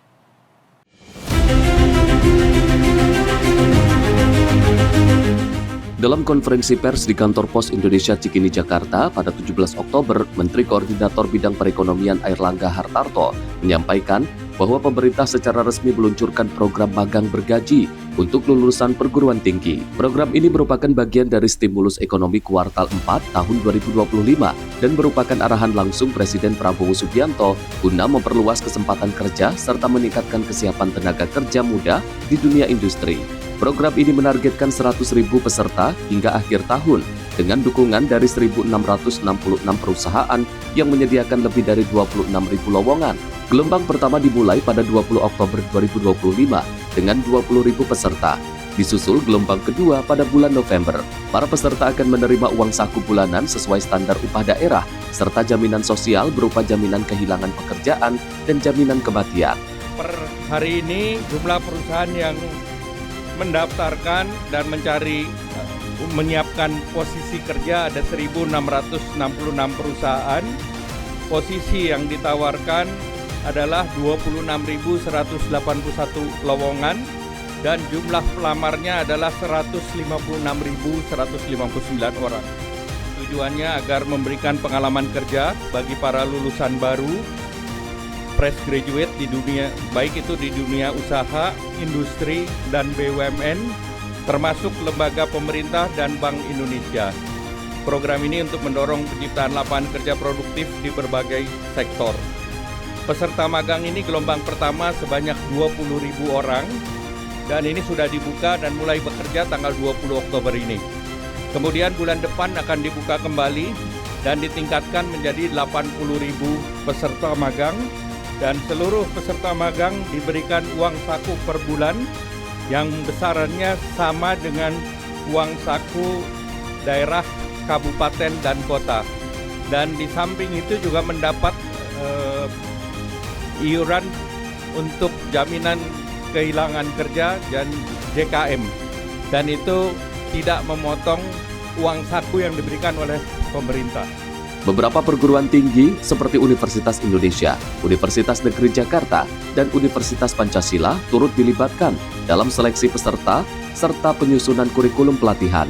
Airlangga berharap program ini dapat mempercepat transisi kelulusan muda ke dunia kerja formal, sekaligus mendukung daya beli masyarakat bersama program BLT tambahan bagi lebih dari 35 juta keluarga penerima manfaat. Tim redaksi Sinpo TV melaporkan.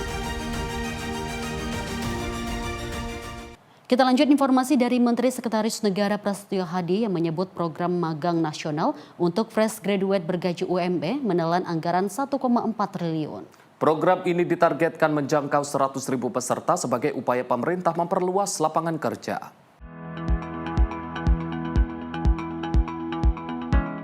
Peluncuran bantuan langsung tunai sementara kesejahteraan rakyat dan program magang kelulusan perguruan tinggi Kantor Pos Cikini Jakarta 17 Oktober 2025 menjadi momentum penting bagi pemerintah dalam menciptakan lapangan kerja. Menteri Sekretaris Negara Prasetyo Hadi mengungkap bahwa program magang nasional bagi fresh graduate dengan gaji setara UMP membutuhkan anggaran sebesar 1,4 triliun rupiah. Program ini ditargetkan menjangkau 100.000 peserta sebagai bagian dari upaya pemerintah memperluas lapangan kerja.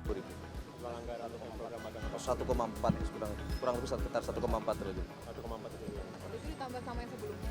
Iya, menjadi total 100.000. Ya ini begini, ini kan bagian dari upaya kita, memang bagaimana kita berusaha untuk mencari jalan keluar dengan menciptakan lapangan pekerjaan, dengan membuka kesempatan kepada adik-adik. Ya, kalau selama ini untuk melamar pekerjaan biasanya kan harus dipersyaratkan memiliki pengalaman. Ini kan menyulitkan kalau kita tidak memiliki terobosan.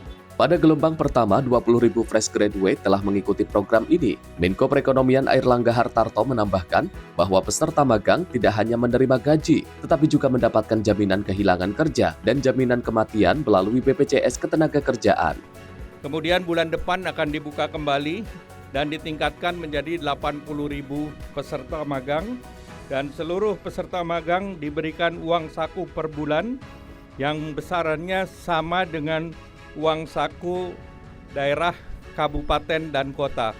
Iuran BPJS untuk peserta magang ditanggung sepenuhnya oleh pemerintah. Program ini diharapkan dapat membantu lulusan baru beradaptasi dengan dunia kerja, sekaligus memberikan perlindungan sosial yang memadai. Tim redaksi Sinpo TV melaporkan.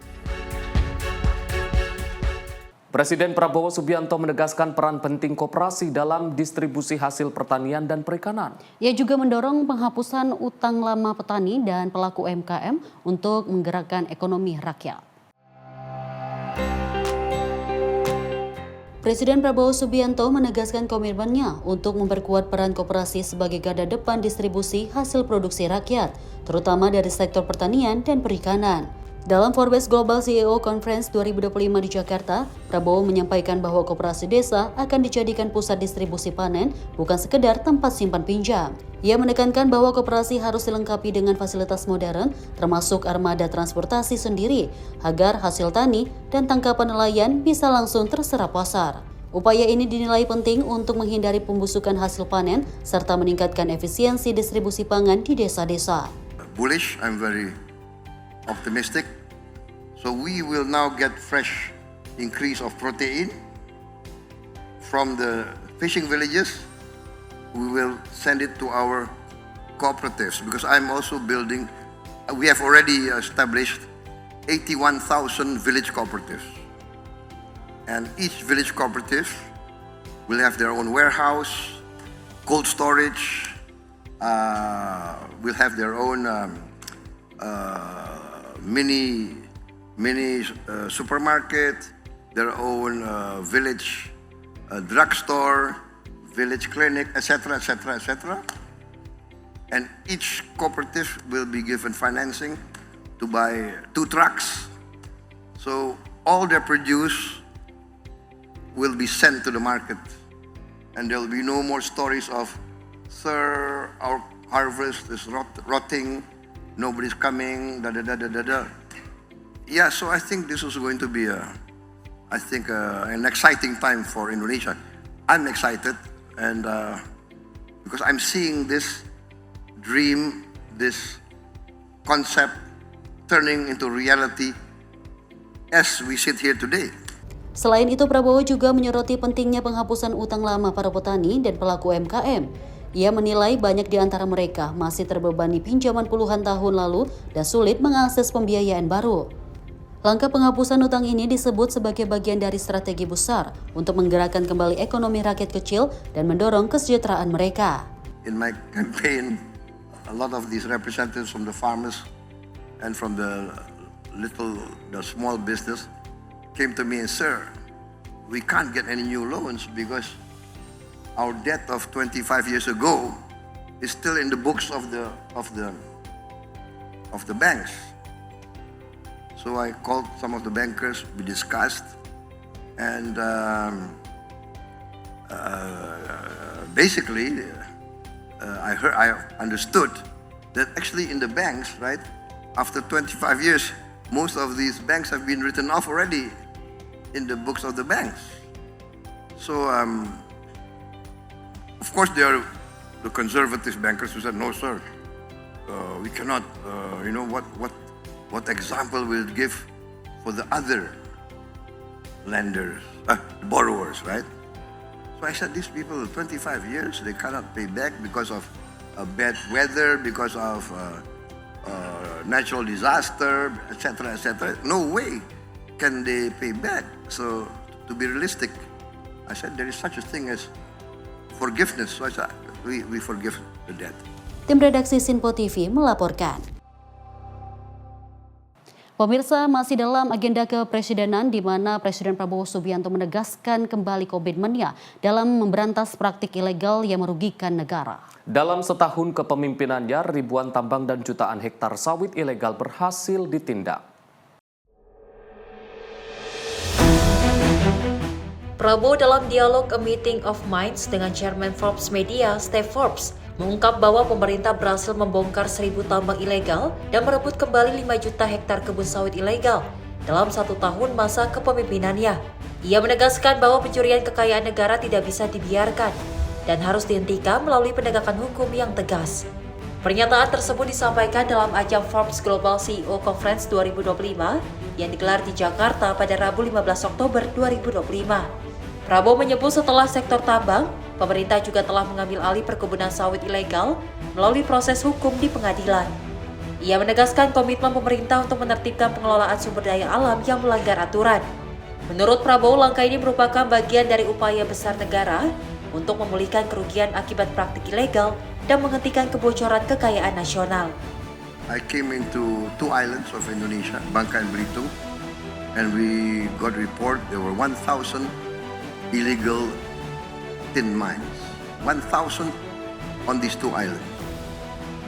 And we were losing maybe 80% of our total tin production to these illegal miners and through smuggling.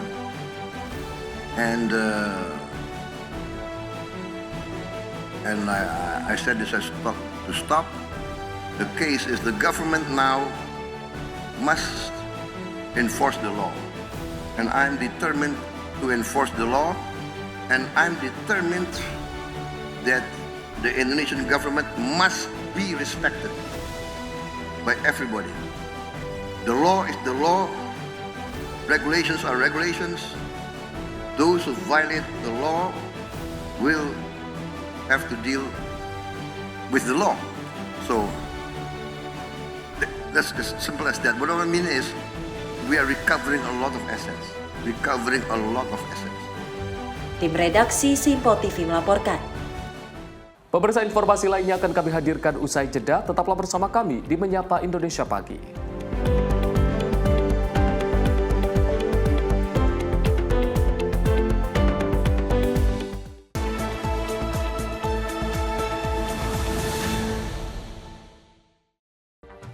Rangkaian peristiwa penting kami hadirkan untuk menemani sore hari Anda.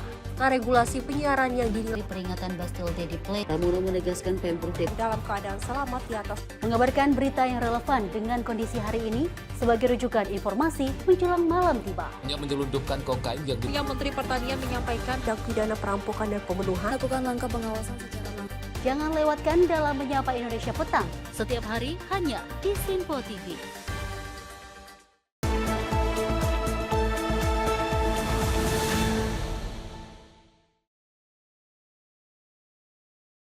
Anda kembali menyaksikan Menyapa Indonesia Pagi. Pemirsa, Wakil Ketua DPR Cucun Ahmad Syamsurijal buka suara perihal status atau nasib anggota DPR yang dinonaktifkan sejak 1 September lalu. Cucun menegaskan status anggota DPR yang nonaktif saat ini masih menunggu hasil sidang Mahkamah Partai masing-masing. Beberapa anggota DPR telah resmi dinonaktifkan sejak 1 September lalu. Buntut kericuhan atau desakan dari masyarakat, sehingga terjadinya aksi unjuk rasa besar-besaran di sejumlah wilayah. Wakil Ketua DPR Cucun Ahmad Syamsurijal mengatakan, status anggota DPR yang telah dinonaktifkan masih menunggu hasil sidang Mahkamah Partai masing-masing. Cucun menyebut proses itu sepenuhnya berada di ranah internal partai politik, bukan kewenangan DPR. Menurutnya, keputusan DPR akan bisa diambil setelah Mahkamah Partai mengeluarkan hasil sidang resmi. Setelah itu nantinya hasil tersebut akan menjadi dasar pembahasan di Mahkamah Kehormatan Dewan. Ya, itu kan kita sampaikan, itu Mahkamah Partainya sudah melakukan sidang belum? Ya, karena itu kan suratnya dari Mahkamah Partai semua yang dikirimkan ke kita. Jadi itu bukan kewenangannya lagi, misalkan sekarang nanti kalau DPR sudah ada hasil Mahkamah Partai kemudian masuk di MKD, ternyata Mahkamah Partai menyatakan tidak bersalah, MKD juga misalkan sejauh mana ukurannya. Pelapornya juga kan kita akan lihat pelapornya seperti apa.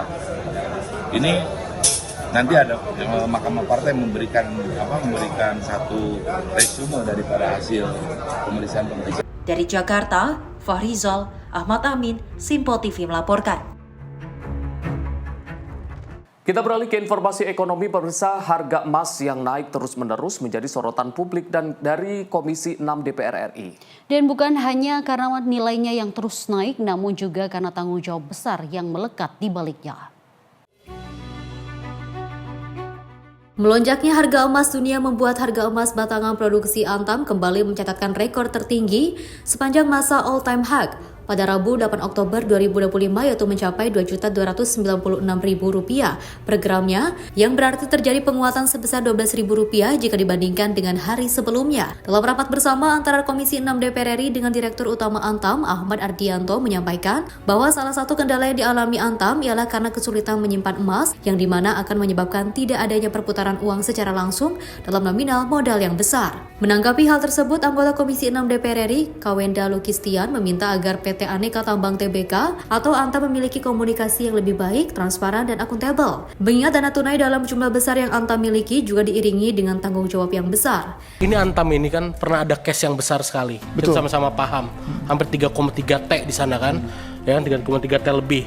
Artinya punya beban nama baik yang harus dipulihkan. Nah, keterbukaan itu harus lebih oke, Pak. Terus Bapak juga harus lebih komunikatif. Bapak diajak komunikasi aja susah kadang-kadang, gitu kan? Gitu. Kemarin kita datang bela-belain, kita datang ke Papua, invite Bapak nggak hadir, ngutus Pak Made itu, Pak Dewa. Padahal kita pengen diskusi hal-hal seperti ini. Nah, saya pengen ke depannya kita lebih komunikatif lagi, gitu. Karena kan jangan hanya sekedar dengan pimpinan. Kami pun mewakili masyarakat di sini. Mungkin Bapak komunikasi dengan pimpinan, tapi di sini semua puluhan ratusan ribu di belakang kami, pemilih kami, gitu. Jadi kita harap, kita nggak mau nih yang namanya perusahaan negara, Antam dan lain-lain ini selalu terimage buruk, bekas dosa-dosa masa lalu. Kita perbaiki bersama, komunikasi yang oke. DPR meminta agar Antam dapat menjadi contoh perusahaan yang profesional, terbuka dan berpihak pada kepentingan publik. Tim redaksi Simpo TV melaporkan. Pemirsa, seorang advokat dari Perhimpunan Advokat Indonesia atau Peradi menjadi korban pengeroyokan oleh sekelompok preman saat menangani perkara di kawasan Cipayung, Jakarta Timur. Kasus dugaan pengeroyokan ini pun telah dilaporkan ke Polda Metro Jaya dan dalam proses penyelidikan.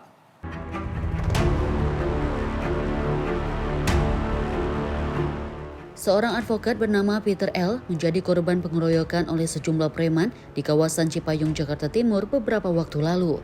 Diduga para preman ini adalah preman sewaan, pasalnya korban saat itu tengah menangani perkara sengketa lahan antara ahli waris dengan PT Sayana Integra Property yang membangun apartemen dan ruko seluas 10 hektar di kawasan tersebut. Mencoba melihat lahan sengketa, dirinya justru dihadang oleh sejumlah preman setelah cekcok mulut korban justru dikeroyok hingga dipukul menggunakan benda tumpul. Korban pun mengadu ke kantor pusat Peradi untuk pendampingan hukum dan telah melaporkan kejadian tersebut ke Polda Metro Jaya keesokan harinya. Media dan jurnalis yang saya hormati, hari ini sudah kurang lebih, hari ini tanggal 17 ya, jadi kurang lebih 2 minggu lalu ya. Kami ya mau melanjutkan apa yang sudah dilakukan laporan polisi oleh rekan kita ini, Ketua DPC ini, terkait dengan pemukulan 170 ya, terhadap advokat ini. Ya. Sebenarnya kita ini dia datang untuk mengkonfirmasi soal hak klien ini. Tadi sudah diberitahu dan itu penuh dengan tiket pula. Yang disayangkan adalah bahwa pihak yang menguasai dalam tanda kutip ya secara melawan hukum itu telah menyediakan preman atau orang tak dikenal disambut dengan tindakan kekerasan berupa pengeroyokan. Laporan itulah yang dibuat pada tanggal 3 kejadian ya, tanggal 2 ya, tanggal 2 Oktober 2005 dan dibuat LP tanggal 3 Oktober. Kasus ini tengah ditangani oleh Direktorat Reserse Kriminal Umum Polda Metro Jaya. Tim Liputan Simpo TV melaporkan.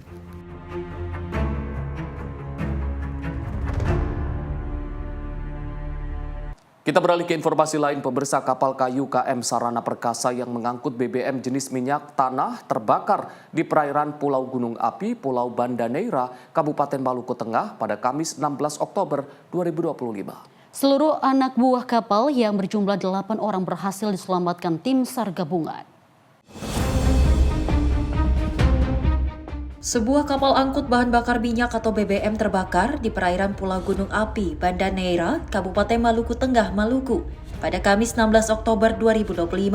Kapal KM Sarana Perkasa itu terbakar pada pukul 9.40 waktu Indonesia Timur saat membawa 35 ton BBM dari kota Masohi menuju Banda, Maluku Tengah. Menurut informasi, saat kapal mulai karam, para ABK mencoba memindahkan BBM ke kapal-kapal nelayan menggunakan mesin alkom.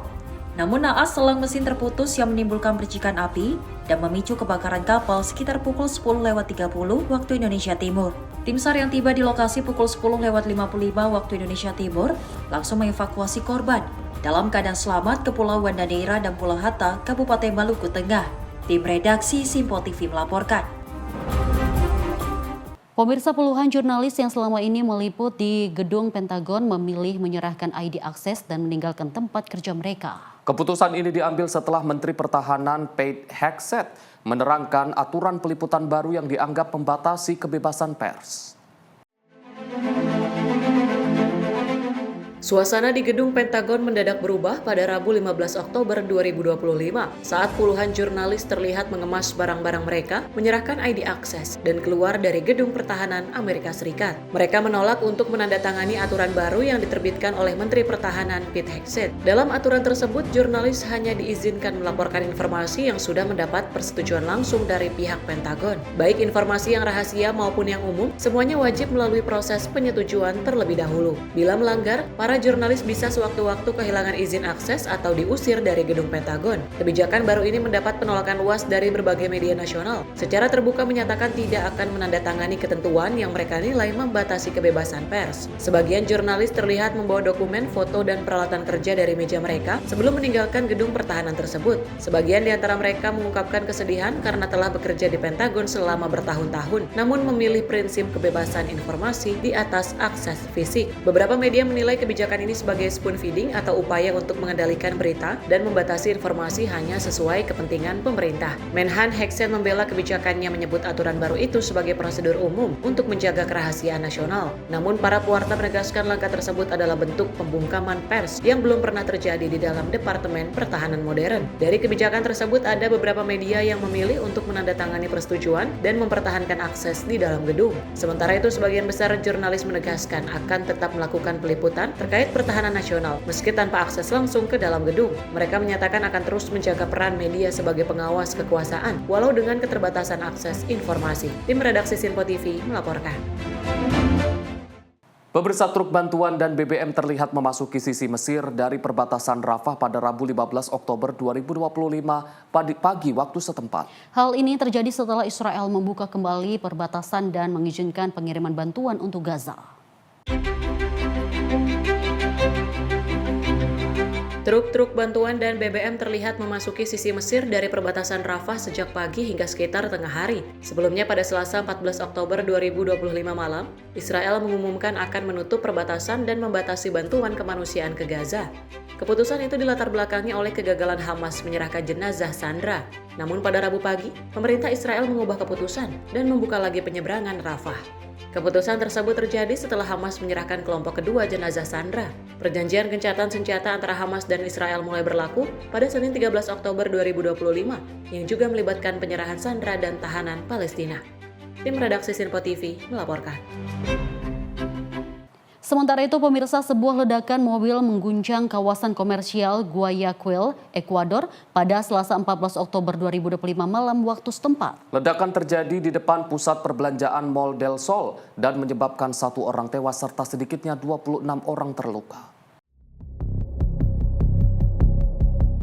Kawasan komersial di Guayas ditutup setelah sebuah mobil meledak di depan Mall del Sol Guayaquil, Ekuador pada Selasa 14 Oktober 2025 malam. Ledakan tersebut menyebabkan seorang sopir taksi tewas dan sedikitnya 26 orang luka. Gambar menunjukkan kawasan Mall del Sol dipasang garis polisi dengan pecahan kaca, puing beton, dan kendaraan rusak yang menutup jalan utama. Petugas kebersihan terlihat bekerja mengangkat puing, sementara para pekerja menunggu di luar area yang masih dilarang dilewati. Pihak Kepolisian Nasional dan unit investigasi masih berada di lokasi untuk mengumpulkan bukti dan petunjuk yang dapat mengungkap pelaku. Beberapa kendaraan yang dicurigai telah dibawa ke tempat forensik untuk diteliti. Seluruh area di sekitar lokasi ledakan masih ditutup sampai otoritas menyatakan aman untuk dibuka kembali. Warga dan pekerja di sekitar lokasi mengaku ketakutan dan belum tahu kapan mereka bisa kembali bekerja. Dalam wawancara dengan media lokal, Menteri Dalam Negeri Ekuador John Remberg menyatakan serangan tersebut dilakukan oleh kelompok kriminal Los Lobos sebagai balasan terhadap penindakan pemerintah atas penambangan ilegal. Sementara itu, Wali Kota Guayaquil Aquiles Alvarez mengungkap sistem pengawas ASU 911 mengalami kerusakan pada beberapa kamera akibat ledakan, sehingga memperlambat pemantauan di area terdampak. Ia juga meminta penjelasan dari Kejaksaan dan Kantor Gubernur terkait aksi kekerasan terbaru ini. Kedutaan Besar Amerika Serikat di Ekuador mengeluarkan peringatan keamanan melalui akun resmi mereka setelah serangan tersebut terjadi. Tim redaksi Sinpo TV melaporkan. Pemirsa, cuaca ekstrim panas yang terjadi beberapa hari ini diperkirakan berakhir di bulan Oktober. Beberapa faktor menjadi sebab tingginya suhu udara di Indonesia. BMKG memperkirakan perubahan cuaca akan terjadi pada bulan November. Badan Meteorologi, Klimatologi, dan Geofisika memperkirakan cuaca ekstrim panas saat ini masih terjadi hingga bulan Oktober ini. Faktor panasnya suhu udara disebabkan gerak semu matahari di wilayah selatan ekuator di Indonesia bagian selatan. Faktor lainnya juga disebabkan faktor masa udara kering di Australia dan cuaca cerah berawan yang menambah suhu udara panas. Suhu 36-38 derajat terjadi di Tanah Merah Jaya Wijaya, Papua, Kupang, Nusa Tenggara Timur, Kalimantan Barat, dan Majalengka, Jawa Barat. Ya, untuk kejadian suhu yang agak tinggi untuk beberapa hari ini memang saat ini kita berada di bulan Oktober, yaitu adalah gerak semu matahari. Jadi saat ini posisinya ada di wilayah selatan ekuator atau di sekitaran wilayah Indonesia bagian selatan. Kemudian dari data yang tercatat memang beberapa wilayah di wilayah Indonesia suhunya berkisar antara 36 sampai 38 di sekitaran wilayah Papua, kemudian di wilayah NTT, Kalimantan Barat, begitu juga dengan wilayah Jawa Barat. Kemudian untuk data observasi di wilayah Jakarta sendiri, Jabodetabek, masih berkisaran antara 33 sampai 35 di hampir sebagian besar di wilayah Jabodetabek. Kemudian juga ditambah pengaruh dari monsun Australia yang membawa masa udara kering. Jadi memang menambah terasanya jadi cukup panas ya di wilayah Indonesia bagian selatan. BMKG mengimbau selama kondisi cuaca saat ini, masyarakat yang beraktivitas di siang hari menggunakan pelindung tabir surya agar tidak terpapar sinar matahari. BMKG memperkirakan di akhir Oktober akan terjadi cuaca hujan tinggi setelah gerak semu matahari menjauhi Indonesia bagian selatan. Dari Jakarta, Tio Malau, Simpo TV melaporkan. Sementara itu, pemirsa, Menko Perekonomian Airlangga Hartarto mengumumkan peluncuran program magang bergaji bagi lulusan perguruan tinggi. Program ini merupakan bagian dari stimulus ekonomi kuartal 4 2025 dan menargetkan 100.000 peserta di seluruh Indonesia.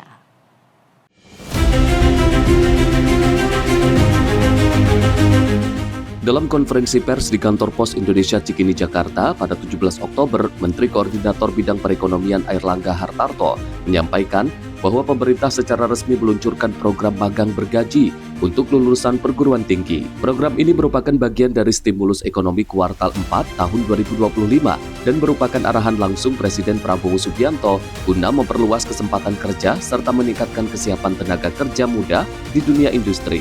Program ini menargetkan 100.000 peserta hingga akhir tahun dengan dukungan dari 1.666 perusahaan yang menyediakan lebih dari 26.000 lowongan. Gelombang pertama dimulai pada 20 Oktober 2025 dengan 20.000 peserta. Disusul gelombang kedua pada bulan November. Para peserta akan menerima uang saku bulanan sesuai standar upah daerah, serta jaminan sosial berupa jaminan kehilangan pekerjaan dan jaminan kematian. Per hari ini jumlah perusahaan yang mendaftarkan dan menyiapkan posisi kerja ada 1.666 perusahaan. Posisi yang ditawarkan adalah 26.181 lowongan dan jumlah pelamarnya adalah 156.159 orang. Tujuannya agar memberikan pengalaman kerja bagi para lulusan baru, fresh graduate di dunia, baik itu di dunia usaha, industri, dan BUMN, termasuk lembaga pemerintah dan Bank Indonesia. Program ini untuk mendorong penciptaan lapangan kerja produktif di berbagai sektor. Peserta magang ini gelombang pertama sebanyak 20.000 orang, dan ini sudah dibuka dan mulai bekerja tanggal 20 Oktober ini. Kemudian bulan depan akan dibuka kembali dan ditingkatkan menjadi 80.000 peserta magang, dan seluruh peserta magang diberikan uang saku per bulan yang besarannya sama dengan uang saku daerah, kabupaten, dan kota. Dan di samping itu juga mendapat iuran untuk jaminan kehilangan kerja dan JKM. Dan itu tidak memotong uang saku yang diberikan oleh pemerintah. Beberapa perguruan tinggi seperti Universitas Indonesia, Universitas Negeri Jakarta, dan Universitas Pancasila turut dilibatkan dalam seleksi peserta serta penyusunan kurikulum pelatihan. Airlangga berharap program ini dapat mempercepat transisi kelulusan muda ke dunia kerja formal, sekaligus mendukung daya beli masyarakat bersama program BLT tambahan bagi lebih dari 35 juta keluarga penerima manfaat. Tim redaksi Simpo TV melaporkan. Pemirsa, informasi tadi menutup perjumpaan kita di Menyapa Indonesia Pagi. Saya Dio Manik. Dan saya Arif Rifai mewakili seluruh kru yang bertugas mengucapkan terima kasih atas kebersamaan Anda. Selamat pagi.